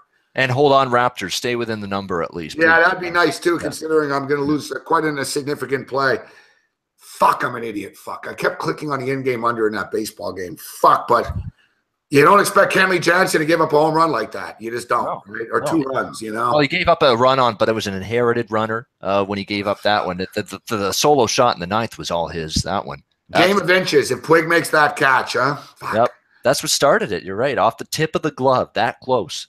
Well, it's not Puig's fault. It was a great effort, but yeah, just fuck, like, man. No, it was going to be a tough catch. The fact he got as close to catching it as he did, you got to give him credit for that.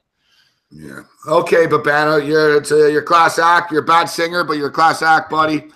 Thanks for taking the time to be with us tonight. I love singing, good or bad. It's because I love music, you know that, and it keeps me going, keeps the energy flowing. It was always great. We'll see you next Wednesday. Good luck to everyone. Great viewers, great show. Talk to you later. Yeah, that was a pleasure, Babano. So my mood a little affected by the Dodgers here, but good stuff, Babano. Thanks for joining us, buddy. There's Ian Cameron, aka Babano, with us. He's a good guy, Babano, you know. It's kind of rough. Fuck, we're losing a lot of money. My favorite team's fucking pissing away the World Series here. And Babano's singing about fucking Strawberry Fields or something. Oh. I got like a chest pain now, too. Fuck. Fuck, man. We fucking had that fucking game, man.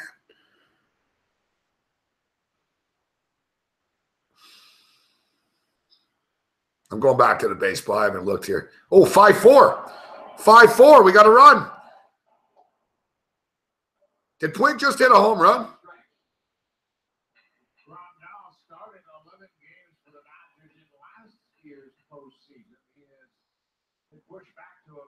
Who just hit a home run? Oh, I missed the home run, but whatever. I turned back in. I'm like, oh, boom, Puig. So Puig's trying to make up for the catch. I told you he's going to try to make up for it.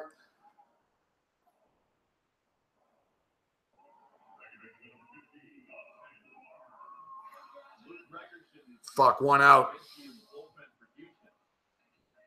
Oh, Anniker said, all right, good. Fuck, I missed the Puig shot. Too bad, but whatever.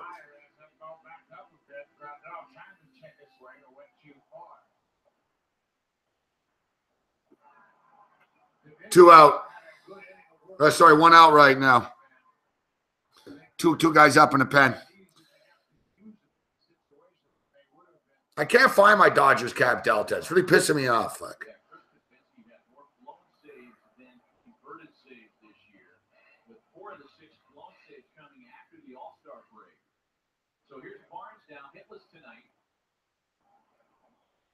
My Dodgers jersey got ruined by my cat. May she rest in peace.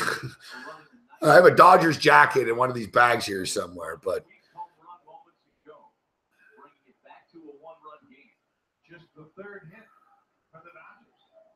yeah, no, I didn't give up on the Dodgers. I was just, I tuned into the basketball for a second. I didn't think the inning, I thought the commercial, whatever. I missed it by a second here. I'm hoping for the best here. We'll take a quick break.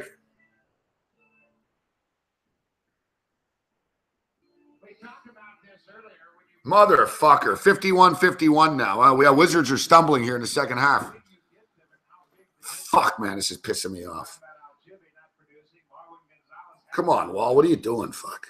All right, there's an assist for John Wall.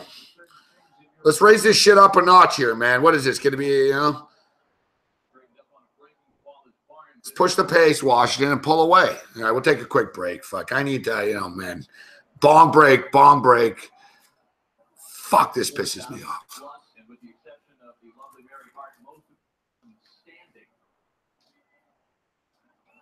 And none of them have left.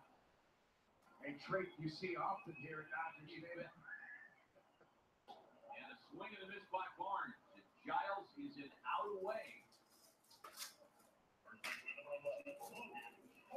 Oh, God, Logan Forsythe.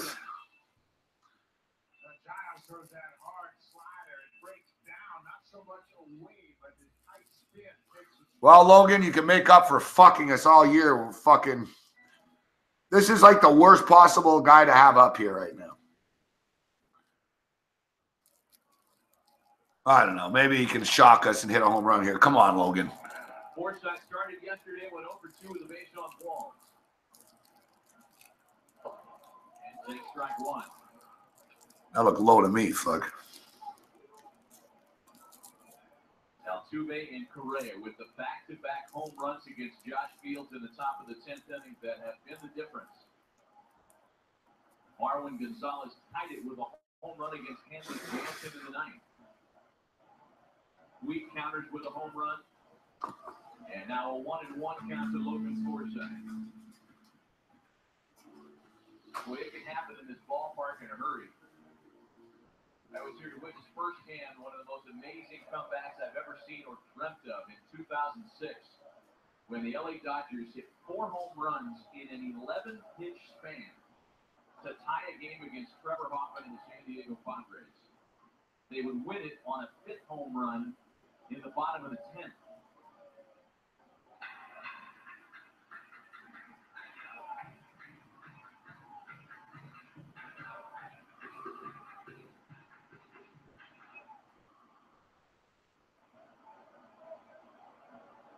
Forsythe and the Dodgers down to their final strike tonight. A ball and 2 strike from Ken Giles.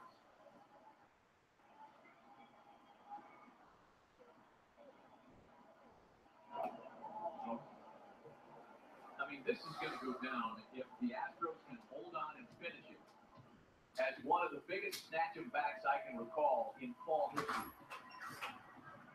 The Dodgers had won the previous 5 home games during the postseason. And they have a 6th in their hands.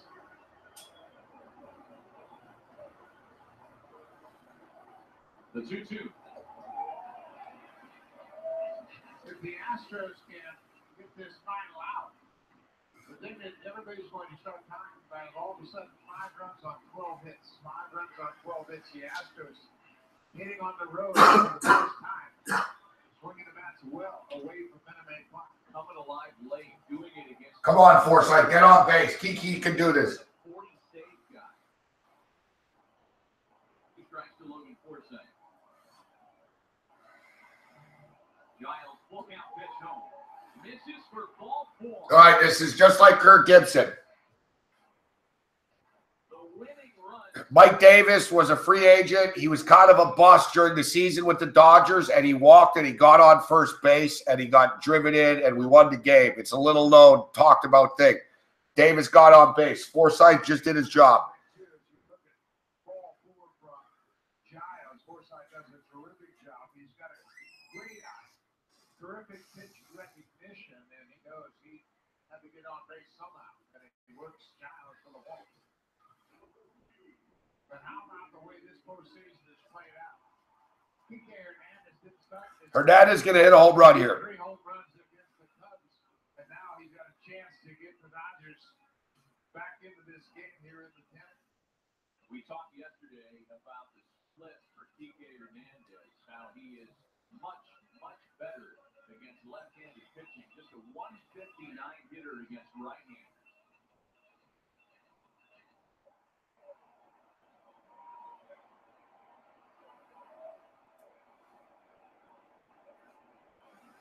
Shortstop back in the 8th against Joe Musgrove. That's the tying run. Forsythe at first with 2 gone. Ball 1. You've got to throw strikes to Hernandez.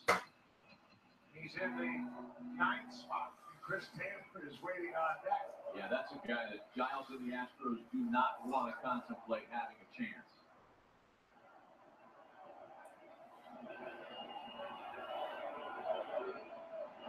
Yes, yes, yes, yes.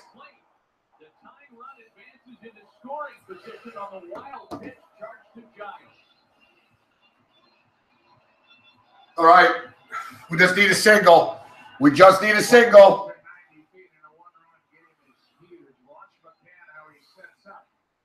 again trying to backhand it instead of blocking it. He didn't shift to the right. It was another slider. And you've got to anticipate, if you're going to get beat on the slider, it's going to beat you to the right. You've got to anticipate that ball from very slider. He's going to get a good pitch here. This is the pitch to hit right now. He's going to throw a strike. 2 balls and no strikes to Hernandez. The Astros have 2 very good throwers in the outfield. Marvin Gonzalez has thrown out 2 runners at the plate in this postseason. Josh Reddick has always been a very good thrower from right. Springer in center has the weakest of the 3 arms. He's going to throw a ball here. He's going to try to make him swing. He's not going to. He doesn't need a strike here. He's got a little room to work with. I'd be looking to take unless it's a really good pitch. The tying run at second. 2 balls and a strike to Hernandez. I told you. 3-1.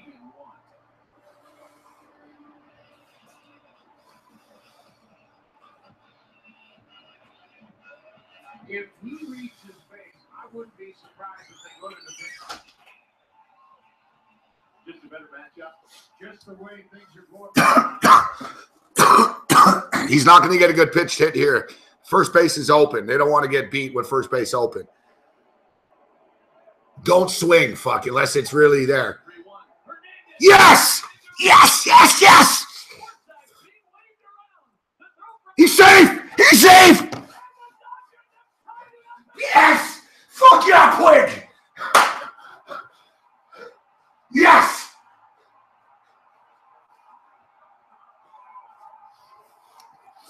Fuck yeah! Fuck yeah!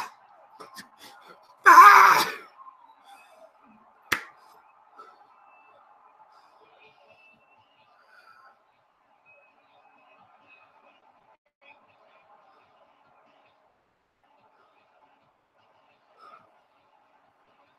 That's going to be over, John.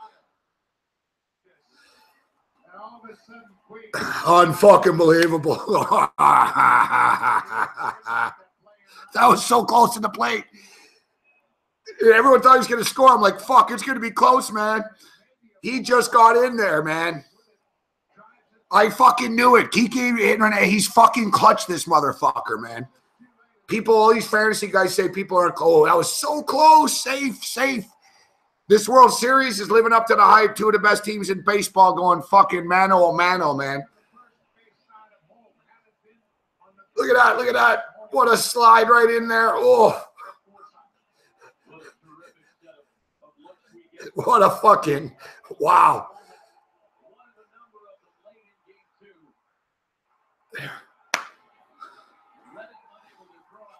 Damn right, Marino. We're back in this shit. And on the back end of the play, Hernandez advances to second as the winning run. I'm telling you, man, Forsythe has been a disappointment all year long. Mike Davis in 1988, we signed him from the Oakland Athletics, big free agent. We brought him in. He was a disappointment all year long. He hit like 220, 230 type shit. He was a disappointment. We're in the World Series against the Athletics, and we were down to 2 out and shit, and we sent Mike Davis out there. Mike Davis got a fucking walk, all right?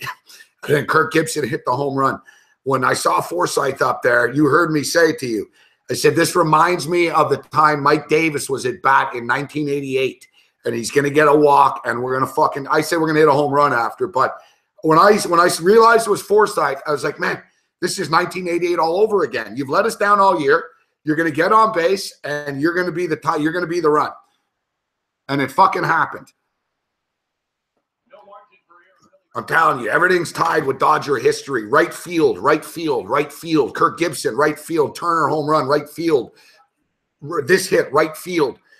We're a right field fucking destiny team, man, at Dodger Stadium in the playoffs. All big Dodger moments are in right field. Look, the Yasiel Puig catch that he missed, right field. Right field is like that magic zone where these games are decided.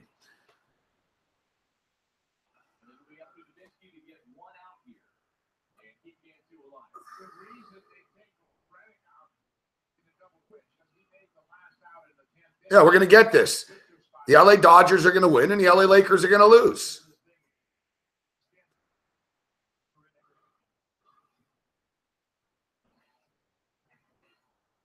69-61 Wizards right now. Wizards pushing the tempo. Wizards. John Wall dumps it off. Fucking foul, motherfuckers. You're costing me fucking assists, you bitches. John Wall's all fired up now, you can tell. Let's check in on the John Wall stats. What the fuck? We're seeing it all. You fucking fat ass fucking up. That ball's in the fucking outfield, fuck.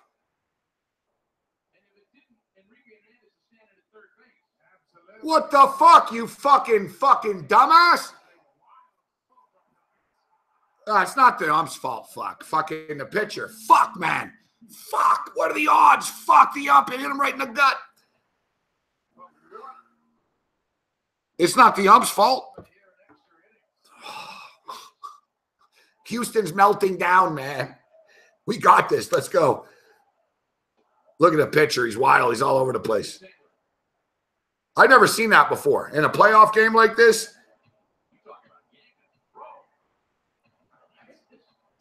guys, you don't know what could have happened. Houston are falling apart. That ball goes into center field. Who fucking knows, man? The fucking guy whipped the center fielder, could have wildly threw it back into the infield.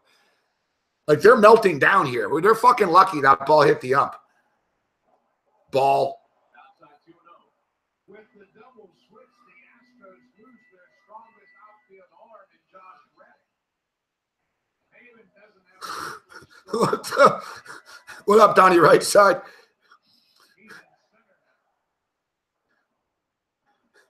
I've seen umps get hit, but never in that spot at second base. I've never seen a second base guy get hit. I've seen him get hit with like, oh. No, he got under it.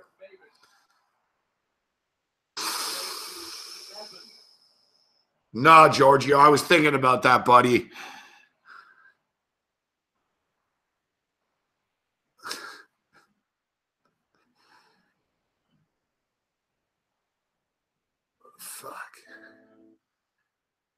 We got it all in this World Series. Plays at the plate, diving fucking attempted catches, home runs, blown bullpen leads, wild pitches, wild throws that would have been into the fucking outfield, man. That guy, like, zinged. He threw a fastball fuck in the center field, but, of course, it's got to hit the ump.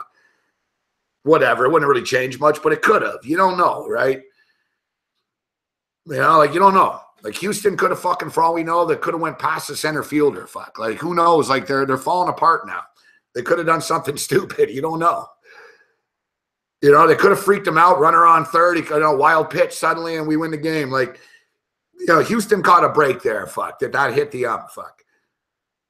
At first, I was pissed at Diaz, Lance Diaz. He's a good ump, fuck. And, you know, you see the play. What are you going to do? The fucking pitcher, Diaz wasn't in the way. The pitcher fucking threw it so fucking wildly, it hit the ump. Imagine being a manager and you bring a pitcher in and the first thing he does is hit the ump, fuck. You're sitting there thinking, oh, fuck. You know, like, imagine being a manager and, like, just having to, like, think, all right, fuck, I'm giving this guy the ball, fuck, let's hope for the best. Fucking buddy fucking pegs the ump.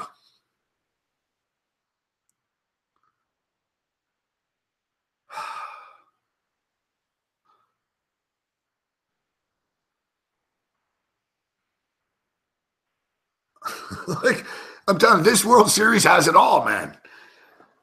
Including Larry King and Mary Hart. We have a lot of douchey celebrity fans and shit, but Larry King and Mary Hart are the real deal. 72-67. Fuck, the Wizards got up by 8, but now the Lakers cut it to 5 again.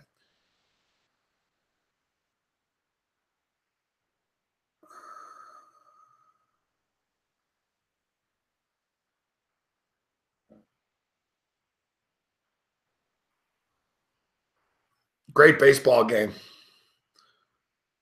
Great baseball game. Fuck, it's getting late here, too. What's going on here with the Raptors?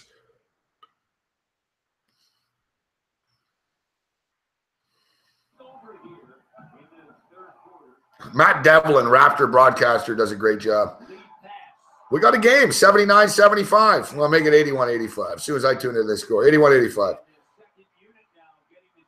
Second unit for the Warriors getting it done, says Devlin.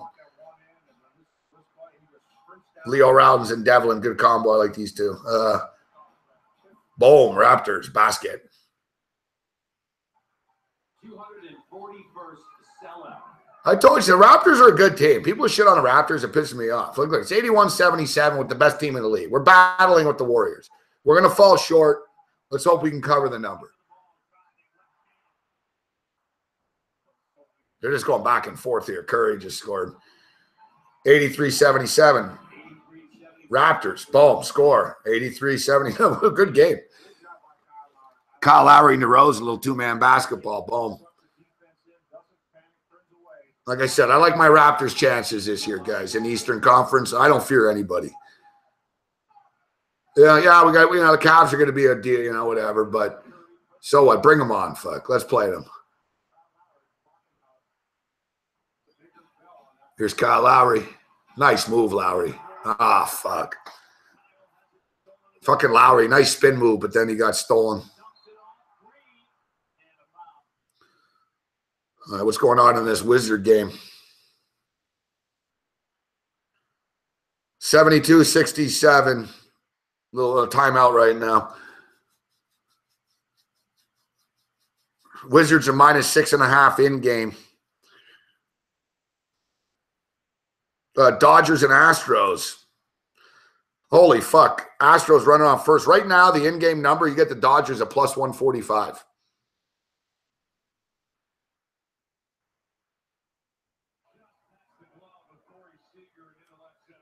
You know what I think? I think Bobano's ahead of me because I don't know what he's probably watching. Which feed are you guys watching? For you Canadians right now, what channel are you watching on?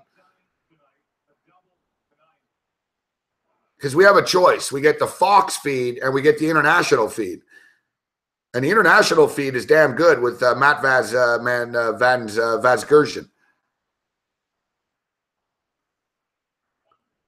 Who's the color guy? Is it Buck Martinez?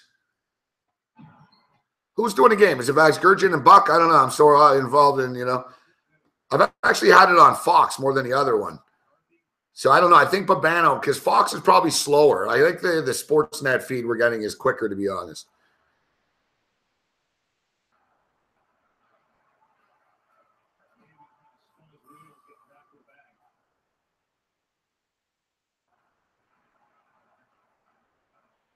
I like Buck better for baseball.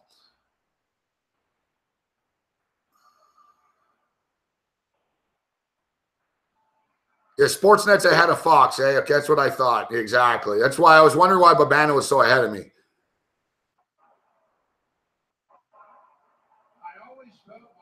Yeah, it's Buck Martinez. Yeah, I'm going to leave it on Buck. I'm leaving it on Buck and Vazgersian. I think that's better.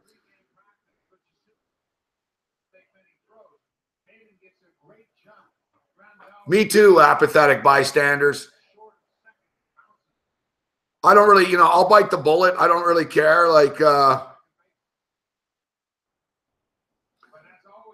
Fuck. Houston just stole second.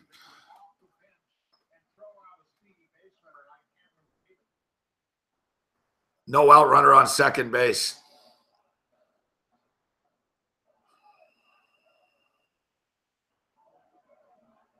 No, I like Schmaltz.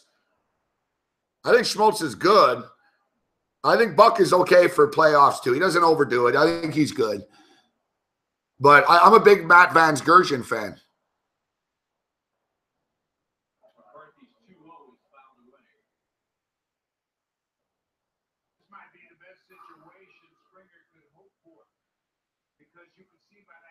Yeah, it's weird, eh? Like Joe Buck is better. He's good at baseball. He doesn't come. I don't know, football. He's kind of annoying.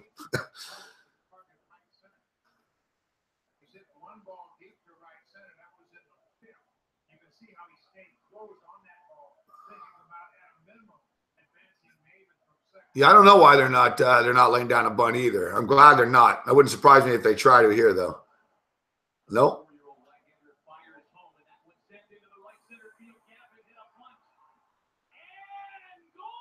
Oh, fuck off. That's why they're not bunting.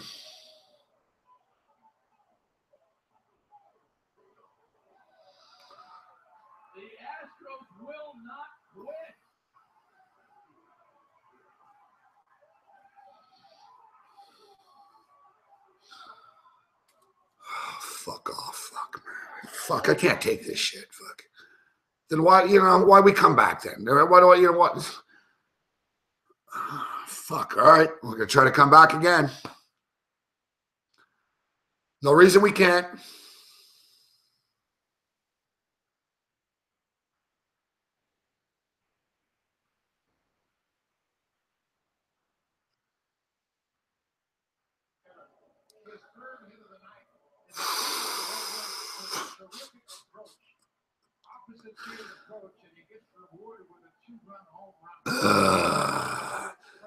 I don't know, man.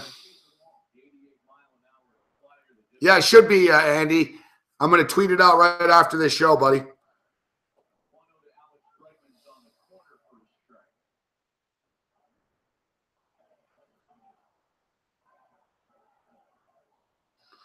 Yeah, it's true, Patterson. This is a great World Series. We're on the wrong side of this. It kind of sucks. I thought we were going to get our money back here.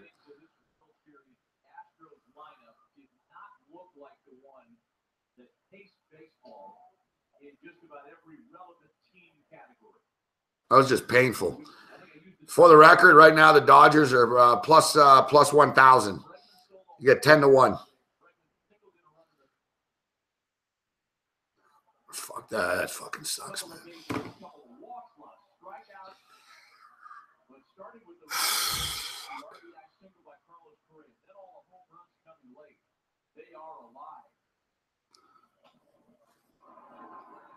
Thing is, you got to Jansen, and now we're getting exposed. These fucking cocksuckers, fuck. Oh, I always hated this about baseball. It's the one thing that bothers me. I hate that we, the biggest, most important time of the game, you have these fucking scrubs on the hill. Fuck. I fucking hate that.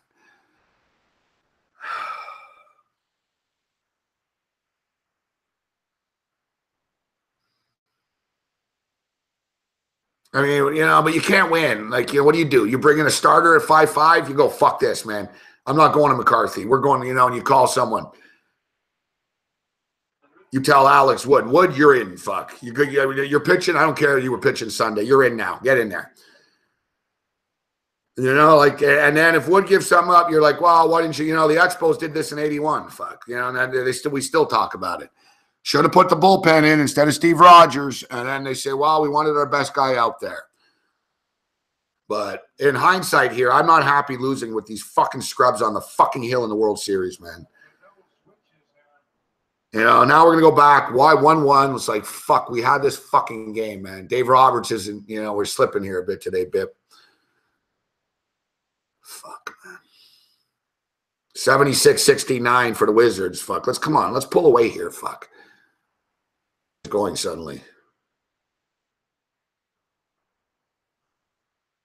And the Wizards missed the shot. Fuck me, man. 39 seconds remaining. Lakers with the ball. 76-69. Steal. Finish it. Foul.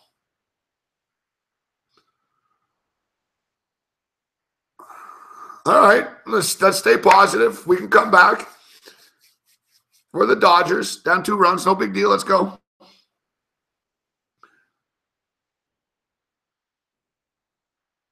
Let's stay positive in the dugout. Let's go. It's only 2 runs. One guy gets on base. Boom. 2-run home run.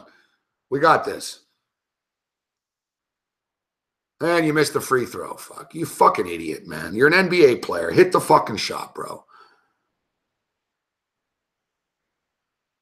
I swear, I walked through the park the other day. There's this guy, grown man, not a kid. He's like he looked like 30 or something. It's just two white dudes. They were playing basketball one-on-one or just sort of shooting the ball. And this fucking dude was shooting free throws over and over, man. He didn't miss. I was like, it's rare you see a guy in a park. I actually stopped and watched for a second. And it was just one after another. He scored, then it was his shot. And he kept just shooting. It kept going in. I was like, it's pretty impressive. Some fucking dude in a park. You just hit 9 free throws in a row. I actually had to leave. He didn't miss. I actually got tired of standing around watching the guy hit shots over and over.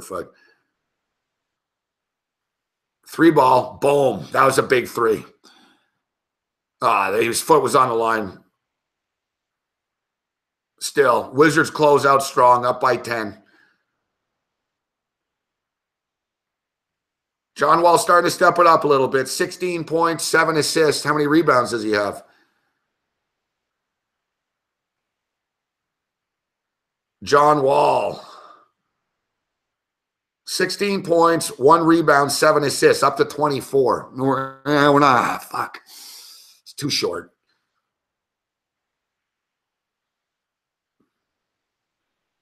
We should have just played the assist prop. Like I said, John Wall's passing the ball more this year.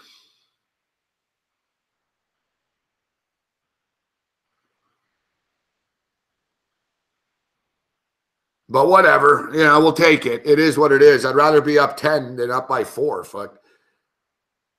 Especially since I double-clicked the Wizards here. 79-69 after 3 quarters of play. Wizards are now minus 9.5. In-game totals 203.5. 79-69. Meanwhile, fucking son of a bitch, the Golden State Warriors are starting to pull away a little bit. They're up by 11. The Warriors have started the third quarter on a 6-0 run. Raptors call timeout. I should have jumped on the in-game total of this fucking Raptor game, man. It's fucking 234.5 now. I got a prop. I played that Durant prop over 25.5 points. I don't even know how many points he has. What has he got? He's got 22 points. I told you if you're playing props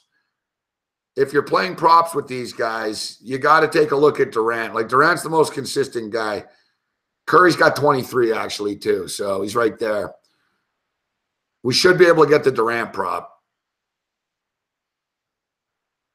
It's not that much of a blowout that they'll take Durant out yet. What do we got Durant at? Let's see. It's either 24.5 or 25. What was it? Kevin Durant over 25.5.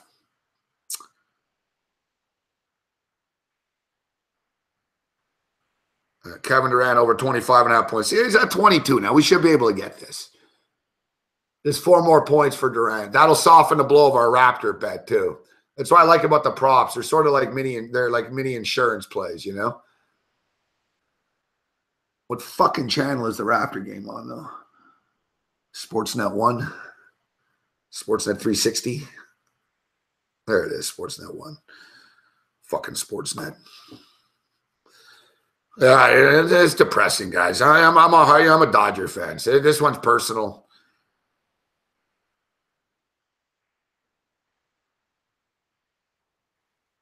It's disappointing, but maybe we can come back here again. I'm going to stay positive. I'll be honest with you. I still like I like the Dodgers in Game 3 now even more. I really do. Like, the Dodgers aren't going to go anywhere here. Don't worry, guys. No need to panic. I'll be curious to see what the number is with you, Darvish, on the hill. But I got confidence in Darvish. I've got confidence in Darvish going into Game 3. I'm not scared of Morton. Plus, you know what? Houston, they're a young team, Houston. And, I'm not dissing them. They came back and shit here today. Good for them. But I think Houston back home, there'll be more pressure on them than there is there'll be more pressure on them than there is on the Dodgers in this spot. A nice 3-ball Raptors. You're back home, the player introductions, the World Series, the family, the girlfriends, the mistresses, the tickets, just the whole process and shit. And I think you, Darvish, is the perfect guy for this in Game 3. You, Darvish, is a very calm guy. He's got ice in his veins. We talked about it in the past. You, Darvish, is coming from the Texas Rangers, same division as the Astros. He's faced a lot of these Astro guys before. They don't hit very well against him. The Astros hit 191 against you, Darvish. So I think the Dodgers will be fine. They bounced back after they lost to the Cubs. Everyone said, oh, here we go. And they bounced back. They'll be all right. Like I said, I'm curious to the line. That should have been a foul. Fuck. That's an N1. Fuck. It's bullshit. Raptors playing themselves back in this 99-93. Fourth quarter started here. I see John Wall celebrating. That's good.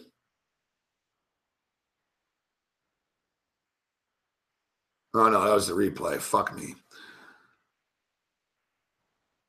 And the Lakers start off the fourth quarter by missing the shot here. Come on, Washington. Pull away. Let's beat them by 20 here. I don't want to sweat this out. Fuck. Who's this? Otto Porter. Otto Porter for a long distance two. I hate that shot. What are you doing? What are you doing that for? Either take the fucking three, but don't dribble and step into inside the three-point line. Fuck, that's a stupid shot. I believe in the modern NBA analytics of that. Like, DeMar DeRozan can take the long-range jumper. He always hits it, but he's like the only one. Fuck. Everyone else, the long-range jumper's stupid. And it's funny because the Wizards know this. Like, the Wizards are one of these don't do long-range jumper teams. Fuck. Basically, the gist is like the Houston Rockets, the Spurs, the modern analytic, the Rockets are the kings of it. But the basic gist of it is basically you either dunk the fucking ball or take a three. The percentage, it's a percentage deal. The percentage of the long-range jumper is not worth it. Just take the three or take it to the rack. Dunk it, take it to the rack, or a three ball. And as I say that, the Lakers hit a long range too.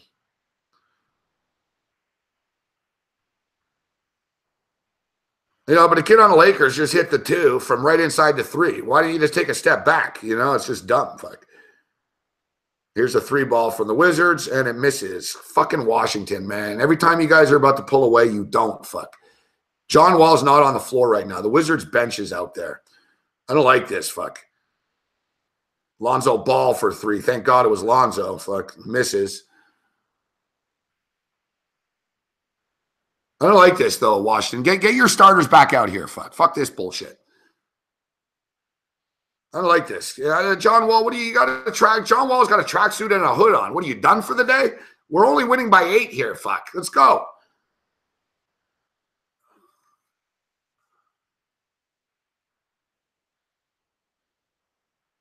Justin Turner. Come on, Justin Turner.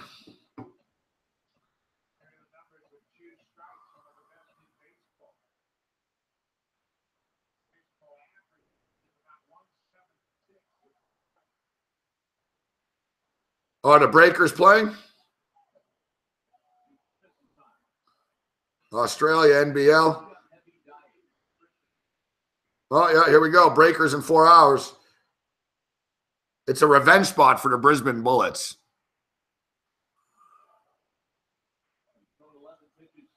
I'll give you a pick for that on the way out. Listen, you guys, listen, we've been taking the Breakers and they've been good to us in the last week for all of us.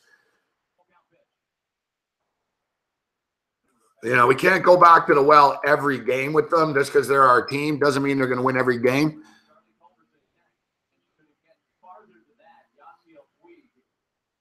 But we took them against Brisbane last week and they won for us.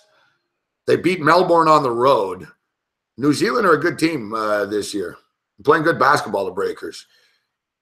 They should get Kirk Penny back now. His father passed away, unfortunately, and he missed the last game due to a funeral. Breakers now in first place at 3-1. Taking on the Brisbane Bullets. Bullets 1-2.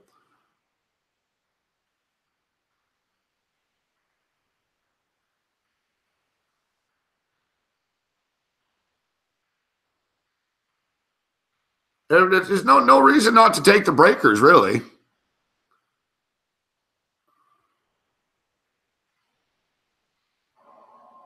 Two out. I mean, the game is in Brisbane.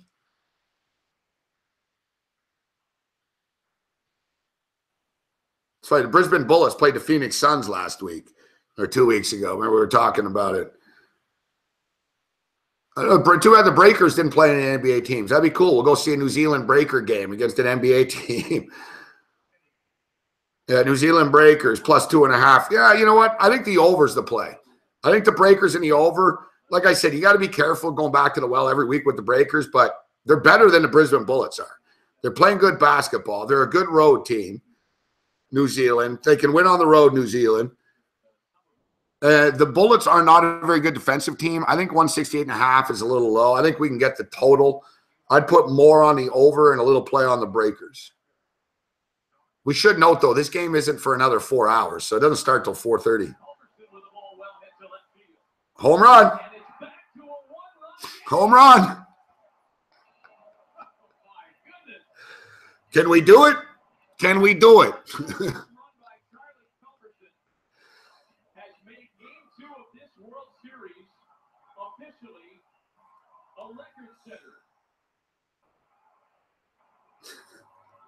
We have seen more home runs tonight than any World Series game previously played.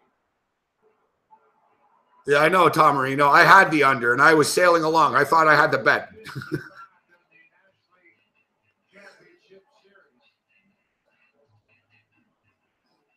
Because he was filling in for Seager, he stepped right in and didn't miss a beat. But you talk about crushing a home run. A center cut 95 mile an hour. They announced the rotation before the series, Farmer. Unless I missed, they changed something. But no, Darvish is supposed to go in Game 3. Wood in Game 4.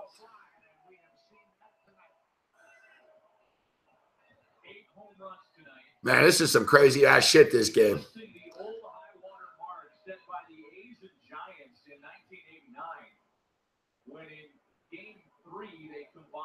All right, good shit. The Raptors coming back too. Good stuff, Loretti. Good to see you, buddy. Oh, and it's Yasiel Puig. It's Puig.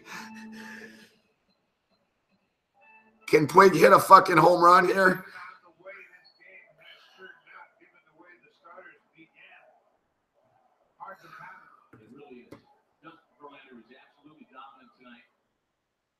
Oh,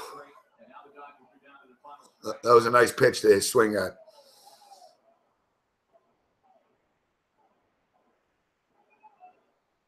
Wow, come on, Yasiel. This is it, buddy. Your legend will fucking be massive, man.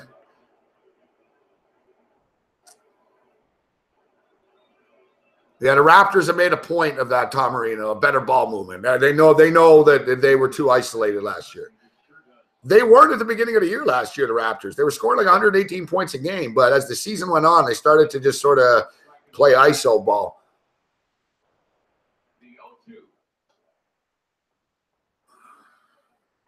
He's dealt with a lot more challenging things than Nolan. I know what you mean. I know. I get that feeling too. That somehow, no, the Raptors are good, bro. We're not going to fall apart. Oh fuck, man.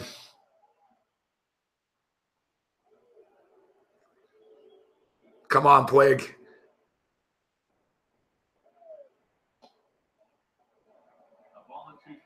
I've got confidence in Puig here. He can do this. Well, basically, I think with Casey, I think that fucking Masai Ujiri told him, if you don't do this, like, we're going to get someone that will. The GM was very vocal about, we need to fucking change our style. Like, we need to be more athletic and open.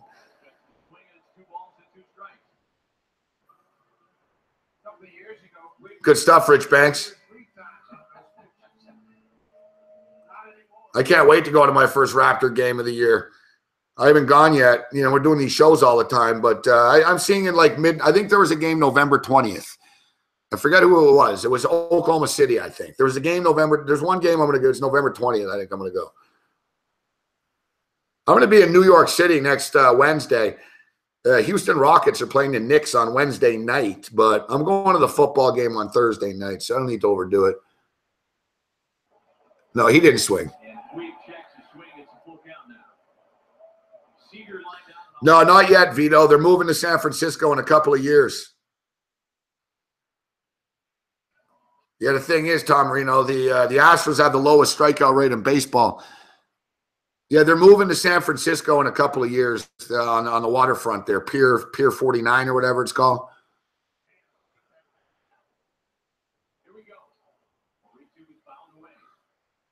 Wow, this at-bat's really turning into a stress fucking pit here. Gonna have a heart attack.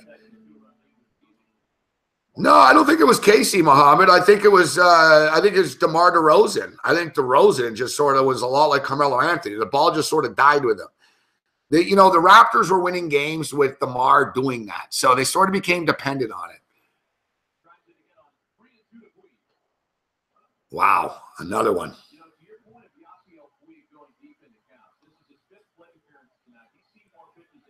Yeah, poor Oakland, eh? They're losing the Raiders, and they're going to lose the Warriors now.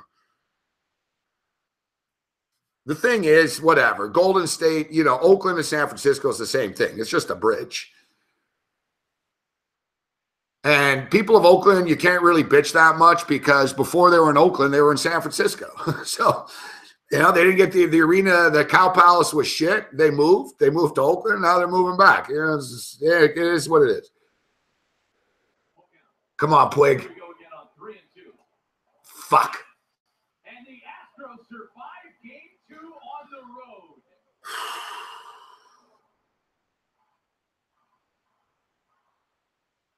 To talk about the beauty of baseball, last night was No, they're very different cities, but it's the same shit as far as being a fan.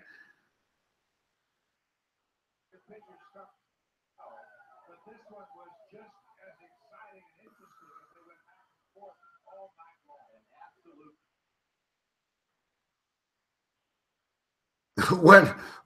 when Steph Curry does the fucking Under commercial shooting on a fucking on the roof of a building, what city is he in? Is he in Oakland or San Francisco?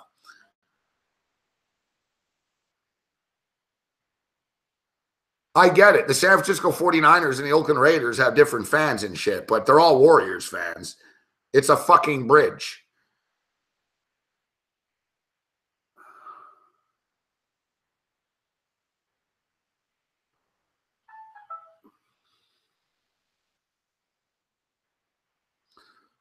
Yeah, the Astros are in the series, Delta, no doubt about it.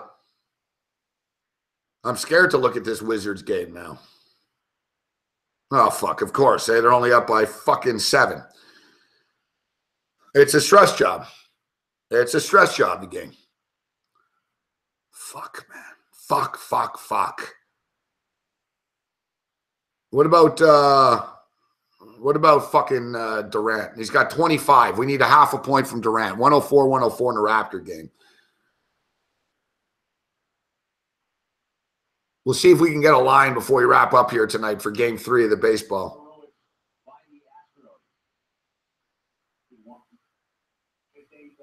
Hell of a baseball game, though. We lost. It sucks. I swear, like it was looking like we had it, man. We had the Dodgers and the under, and they both looked like they were going to cash. I was, you know, I didn't want to mush it, but I was looking at the account thinking, fuck, I did well in NBA. I'm going to fucking hit this Dodgers game. It's, you know, Dodgers going to win 3-1. Kenley Jansen's in now. Even when it was 3-2, I'm like, we got this. Fuck, I got under 7.5. We're good. Nope. 8-7. Fuck me. Here's Kevin Durant. Misses the free throw. He got one more free throw. He hits this free throw. We hit the prop. At least that's a fucking win. 85-78 still. Come on, Washington. 3 ball. And it misses. Fuck, guys. Is that all you got? No ball movement with the Wizards. They run down the court and they heave a 3. Fuck. They've been doing this all night. And it's bad shots, though. I don't mind 3s, but there's no ball movement.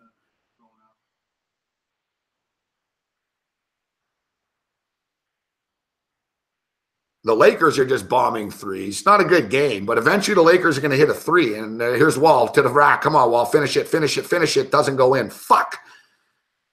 All right, Lakers just kicked it out of bounds. Fuck, man. This fucking game, man. It's stressing me out. Fuck.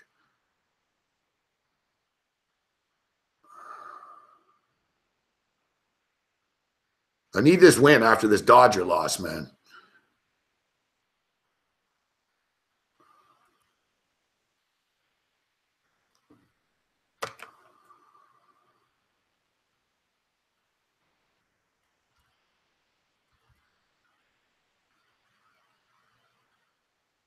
The fuck's up with the sound here? Fuck.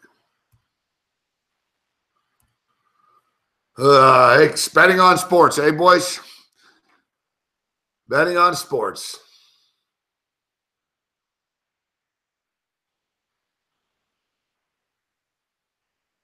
The ups and the downs.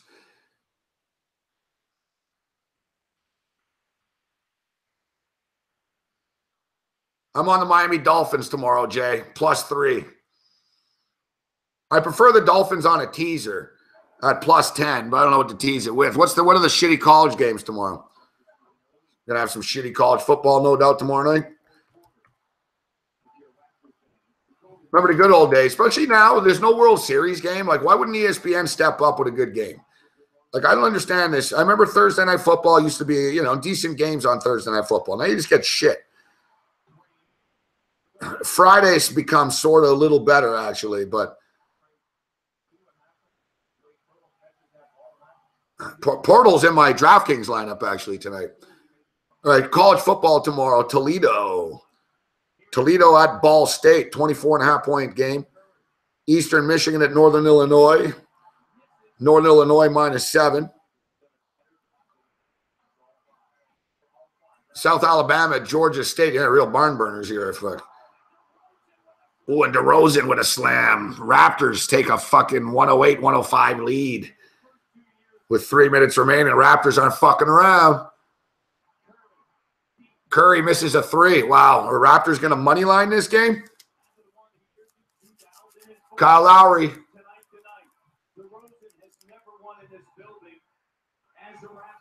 DeRozan's never won in this building. Raptors by 3 with the basketball. Ibaka traveled. Fuck. Come on, Ibaka.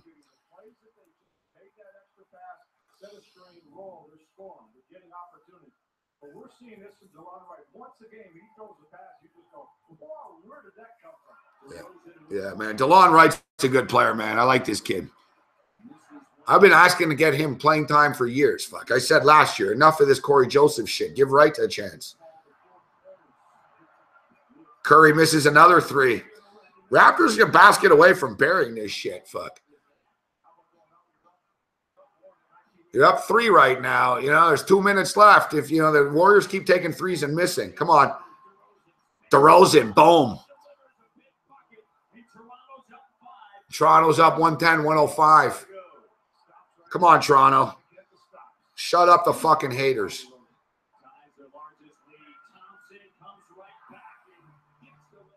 Good game going on here.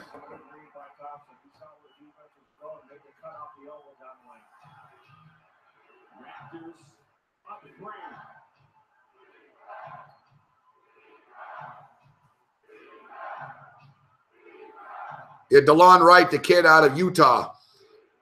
He's a good player.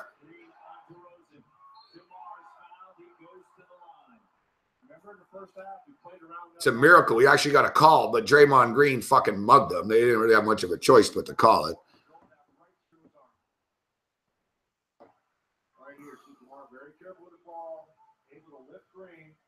Fucking Wizards, man. They haven't scored in like fucking forever. They're stuck on 85, man.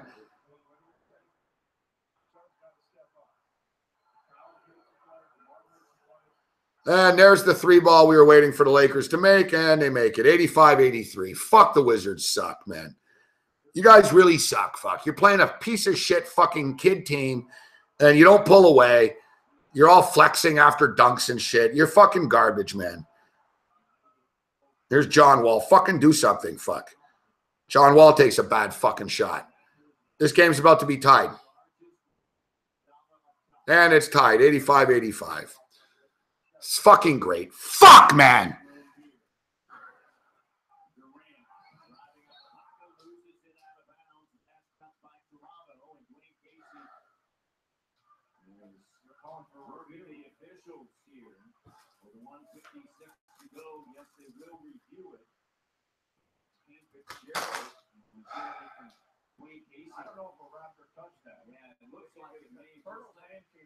Fucking gutless motherfuckers.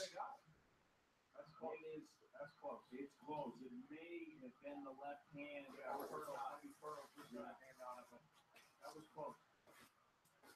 The only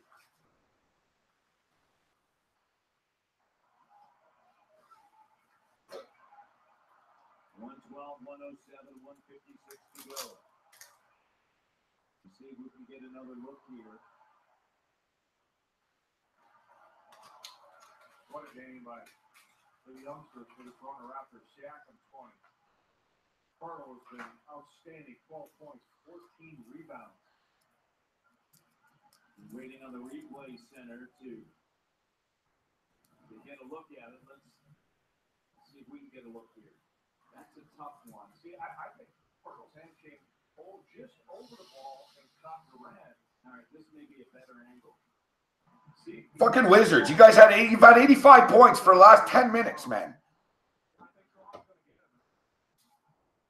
See, his hand went over the ball. Maybe his forearm touched, but I think the Raptors may get that ball. Nick, they're going to give it to Toronto. Yeah, it's Toronto's ball. Let's get one more look and see. This little man's going to come over just a little bit late, over the top, and he missed it. He got the arm, and there was no foul call, so they can't change that ball. Exactly. Raptors catch a break, 112-107 to win tonight. Got the hurdle after a double-double performance on a Monday. 14 rebounds tonight. That's a new career best for him. DeRozan finds Jokic. DeRozan on the inside. Loose ball. Scooped up. 1:40 to go. Two-possession game. Green on the drive. Durant nearly stolen away by DeRozan. Curry cut off. And he spins it in. And here come the Warriors. The Warriors almost look a little rattled on that play. Great save by Curry to make that ball. Key possession here.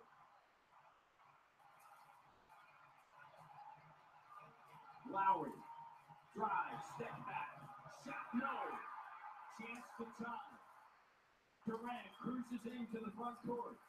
On a pull-up play, tied. 112-112.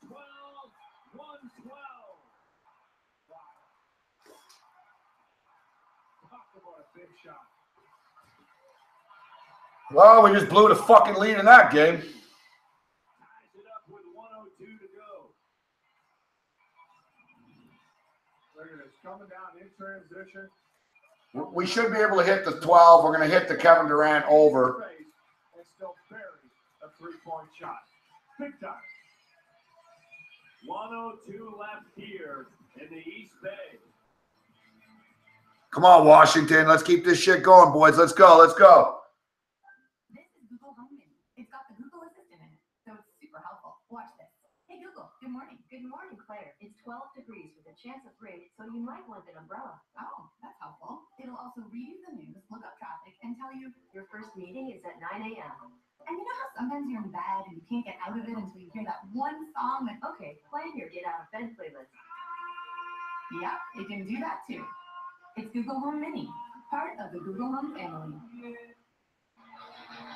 The Raptors visit the Showtime Lakers as they. Yeah, I got to love those Google things. Just tell us everything about your life and we'll help you.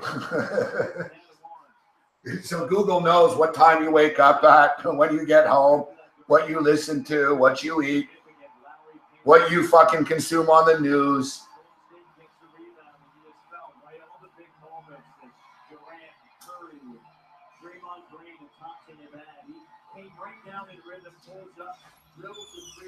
They shot that like it was the beginning of the game, first quarter. No pressure, just another jumper. It has been an outstanding night for Toronto. Can they finish here? You could answer any more. Tied 112 with 55 seconds to play.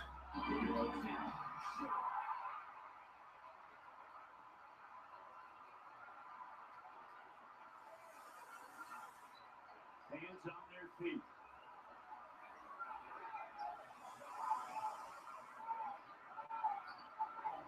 Durant, step back, no place to go. 8-0 run.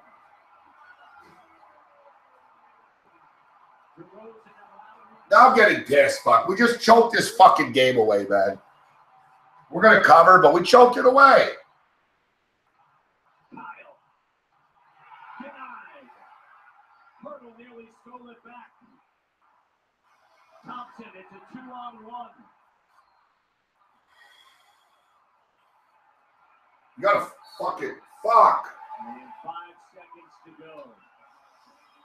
What a job with the defensive end there by Klay Thompson. That he came over, slid over to help, and was able to get a huge block right here. Kyle Lowry gets by Green, but check out Klay Thompson. He leaves Pirtle, He makes sure he's check Pirtle, that he can't roll clean, and then slides over to get the block. Big time play. Yeah, got one of the best two-leg guards in this league. Lowry wanted a foul call. And he's telling. Yeah, whatever, Lowry. Even if the foul was called, we needed 3, buddy. Exactly what he thinks about that non-call. I'd like to welcome all the Sportsnet viewers. It has been a huge performance tonight by both of these teams. And the Raptors, an absolutely tremendous performance here. They led 112 to... That's so typical of the Raptors. They always do that. They'll blow shit and then they'll blame the ref. Fuck. And the Raptors with opportunities. Lowry misses. Durant comes down, makes a 3 to tie it. DeMar comes down, misses. Curry comes down, takes the 3 for the lead, 115-112. And that right there wins the game. And you can play all the defense you want. These guys just find a way to make shots. Pirtle did such a good job on Durant. Durant leaves his feet to take that shot. Pirtle's right there. He finds Curry. And you saw DeLon Wright was trying to give some help on Durant. Couldn't get there in time. And Curry knocks it down. So this is, you're talking about 2 big-time players. Kevin Durant, 29. Steph Curry, 30. And Klay Thompson will make the defensive play with 22. The unfortunate night for the Raptors. Up 112-107. With the ball and an opportunity to... That's great, eh? Dodgers choked down. Raptors on the verge of a big win. They fucking fall apart.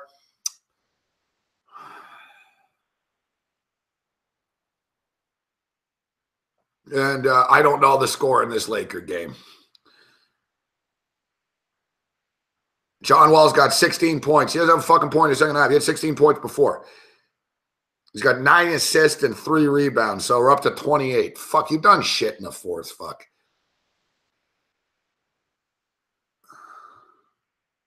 What's the fucking score? I don't even know. 91-90. Fuck me. Fuck. You were up 91-95 a second ago. Fuck, man. Fucking pathetic, fuck. You really are fucking pathetic, Washington. We need overtime. We need overtime. Fucking Washington, man. You fucking cocksuckers. You scored 12 points in the fourth quarter. You scored 12 points in the fourth quarter against the Lakers, man. Like, seriously, you were fucking up by fucking 10 points going into the fourth. You're up by 10 points going into the fourth. We need overtime. We need them to hit the 2. All right, whatever. We're going to have the ball with 12 seconds left. We've got time. We need the Lakers to hit a 3 now. Fuck me, man. This fucking son of a fucking fuck, man. You fucking pieces of shit, fuck. 12 fucking points, fuck. This fucking, seriously. Fucking Rutgers women's basketball team could score 12 fucking points against the Lakers. They missed the free throw. 92-90. Let's get overtime, man. It's too late in the night for this fucking bullshit, fuck.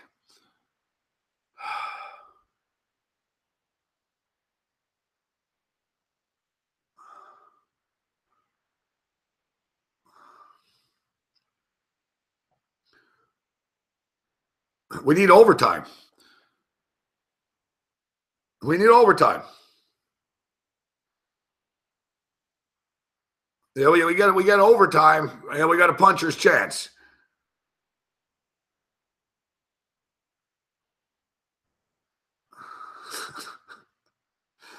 It's too late in the night for this shit, Kyle Hamburg. I'm trying to wind down. It's 1 a.m. I got to start ending the show earlier. I always say that. I'm not sleeping enough. I woke up too late today for my shit. Like, I'm all rattled here. And here I am. It's 1 a.m. My heart's beating fast. I want to fucking smash things. Fuck.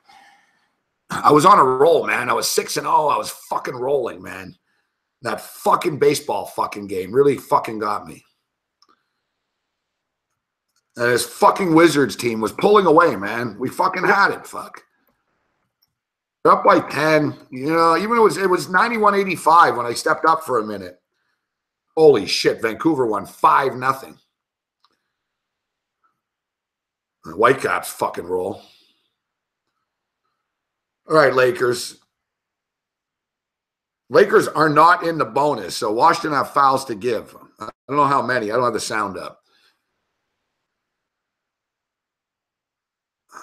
92-90, 12.5 seconds remaining. Lonzo Ball inbounding the ball.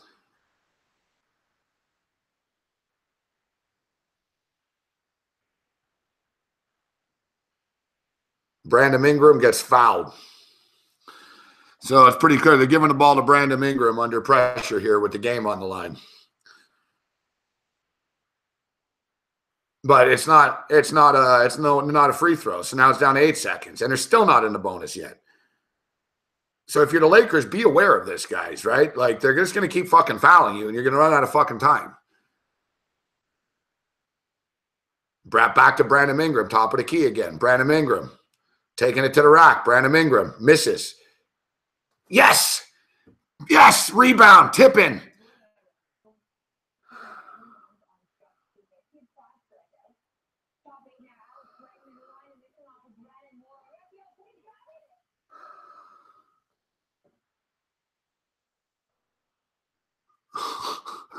It's weird. We're cheering for Atlanta. We're cheering for fucking Washington all night.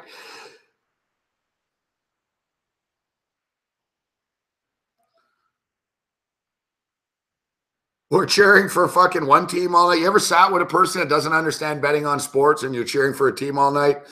And then suddenly you change teams and now suddenly we'll change back again. now we change back.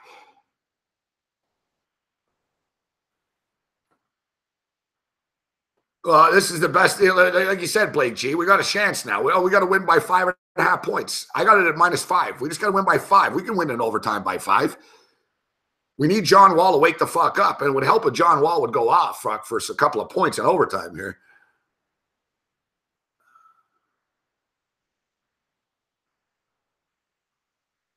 You asked me about South Korea basketball. Dude, I've just lost fucking a lot of money in the last fucking 20 minutes.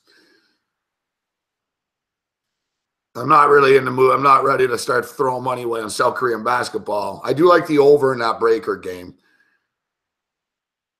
We actually won that Japanese game we gave you last night. All right, I'll give you a pick. Korean KBL. Any Yang and the Seoul Knights, eh? I don't know, man. I'm caught up here. I know that Seoul's actually been playing better. All right, we're going to overtime. The Wizards missed the shot at the buzzer. Fucking nearly went in. Wizards took a 3 at the buzzer, for the win, and they missed. We're going to OT. We got a puncher's chance here, guys. We're a hell of a lot better off now than we were a couple of minutes ago. You know what? This site, Asia Basketball, they always ask me when I log in, do you want to donate? I'm actually going to donate.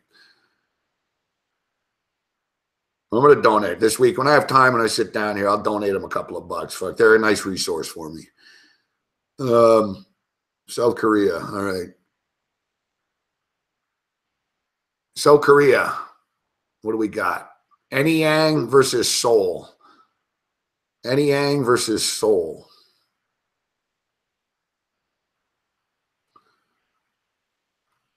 I'd take the Seoul Knights plus the 2.5. Like I said, the Seoul Knights are a good team. They were throwing games. Last year or a couple of years. They've been shady, but they seem to be back on the winning track. They're 4-0. They're 4-0. They're on the road. They're getting 2 points. I'll be honest with you. I have no idea where Anyang is. They could be in fucking near Seoul for all I know. Yeah, Seoul Knights plus 2. I'd take the Seoul Knights. And Goyang and Mobus Phoebus. I always have a hard time with fucking Mobus Phoebus. I don't know. They're both 2 and 3. It's kind of a shitty game. Goyang have won 2 in a row, actually. High scoring games. You know what? Both these teams can score. What's the total? All right, you want Korean basketball? Take the Seoul Knights +2 and take the over in Goyang and Mobus Phoebus. That's Seoul Knights +2 points. And let's go over the number in the Goyang Mobus game. As far as the total in the Seoul Knights, I don't think the Knights are quite as high scoring. No, they're not. You see, they get into the low 160s, high 150s. I'd stay away from the total of the Seoul Knight game. So there's some, I'll bet it too. I gave it to you guys. I'm going to bet it myself now. And thanks a lot, Jay, for forcing me to bet Korean basketball. I didn't even know they were playing. That's not till like 4 in the morning too, though. That's the thing, man. It's not, it'd be funner if these games were starting now, but. So we've got the Breakers, the Australian Breakers game over the number, Seoul Knights +2, and Goyang over. Goyang Mobus over. 92-92. We're in overtime. The Wizards with the basketball. 4:48 in here. All right, I'll hang out for a couple of more minutes and we'll wrap this shit up. Hopefully the Wizards can pull away here. Bradley Beal takes it to the rack, scores. Come on, just pull away here, Washington. Pull away, fuck. Lonzo Ball taking the ball up court. Lonzo Ball heaves up a 3. Misses. Good. I don't mind Ball taking a 3 in that situation. Not a good shot for the Lakers. You don't want Lonzo Ball just fucking heaving a 3 up early in the shot clock in overtime, but we'll take it. You got to take advantage of this, Wizards. Bradley Beal with the ball again. Fuck, they really give it to Beal in these spots, man. Here's Wall from top of the key for 3. Horrible shot. Wall, man, your 3-point shooting's been terrible tonight. You're not even close, dude. You're throwing these big rainbow bubble shots. Turnover. Washington gets the ball back. Lakers a little frantic on offense. John Wall, you got to settle the fuck down, dude. Bad pass by Wall, fuck. But Porter settles it down. Gortat, top of the key. Comes all the way in for a dunk. Gets fouled. Wizards have an opportunity. Gortat's more athletic than people give him credit for. Gortat's got an opportunity to give us a 4-point lead if he hits both free throws. Fuck, that would have been nice if it would have went in. 94-92, Gortat, 11 points, 14 rebounds. Solid DraftKings player for affordable money on a nightly basis. And he bricks the first one. Fuck. Holy fuck, guys, man. How hard is this, man? Like, you're playing a shitty Lakers team with a bunch of kids that are heaving up bad 3s. You can't pull away. You better hit this shot, man. He misses them both, fuck. He misses them both. And watch, the Lakers are going to score now. So instead of a 4-point fucking lead, we're going to, watch. Fuck me, man. You fucking dick, fuck.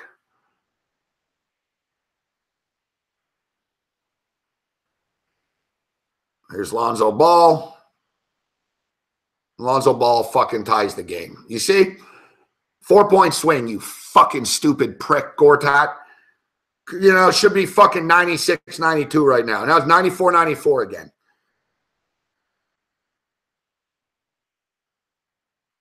Fuck, man. You guys are really shit, fuck. You really are just fucking shit, Washington. John Wall gets rejected. You guys are going to talk shit, Wall. You really could have fucking showed up tonight, dude.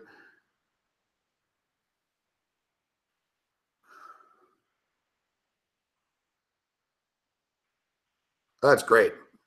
At the end of the shot clock, too, Randall slams the ball in Wall's face. Great job, John. You can't even get a fucking... What's wrong with you, fuck? This is fucking unbelievable. Fucking Lakers just took a 3 for a lead, but they missed. So you guys better fucking score here, man. Stop fucking around. John Wall, take it to the rack. Fuck.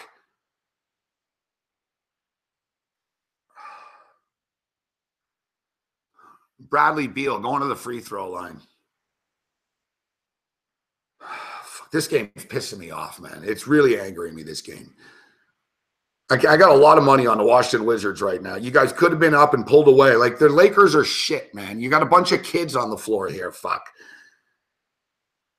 You know, Beal, you make a lot of money. John Wall, you make a lot of money, man. Otto Porter, you make a lot of money. Fuck. And Beal misses the free throw now.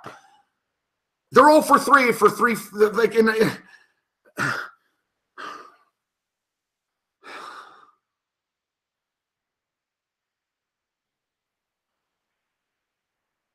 fuck, I want to smash this fucking computer. Fuck. Good job, guys. 1 for 4 and 3 free throws in overtime. Good job. Great job. Great stuff. Lakers for 3. And the Lakers hit a 3, and we're losing by 2. Great shit, Washington. At this point, I hope you lose, fuck, almost. Hey, we're going to need what? We need double overtime now?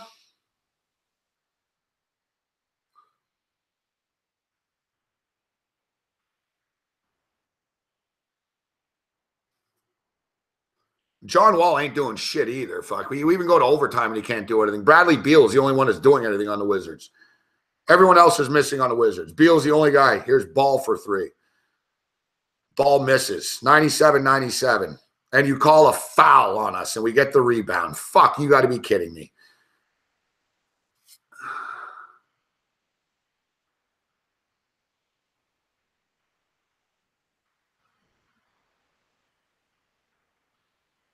Where's the foul on that play, ref?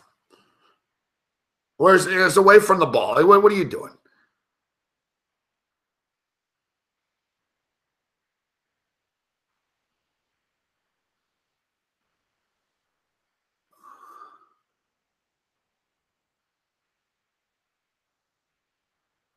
It's fucking pathetic. The Wizards really are fucking pathetic, man.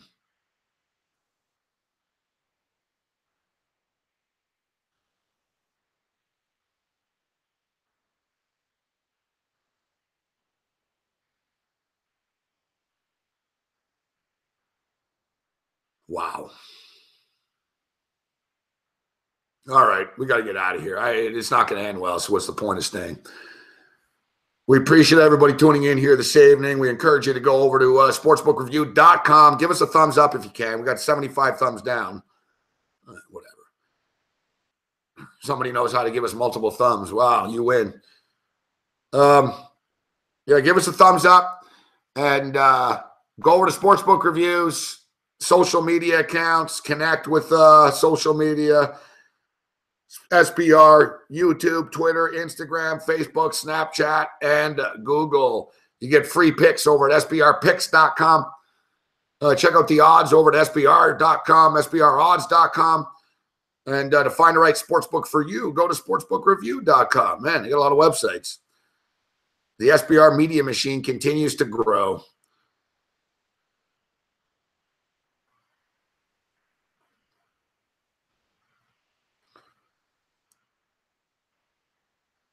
No, it's all good, Sean Crane. Yeah, whatever. It's betting, bro.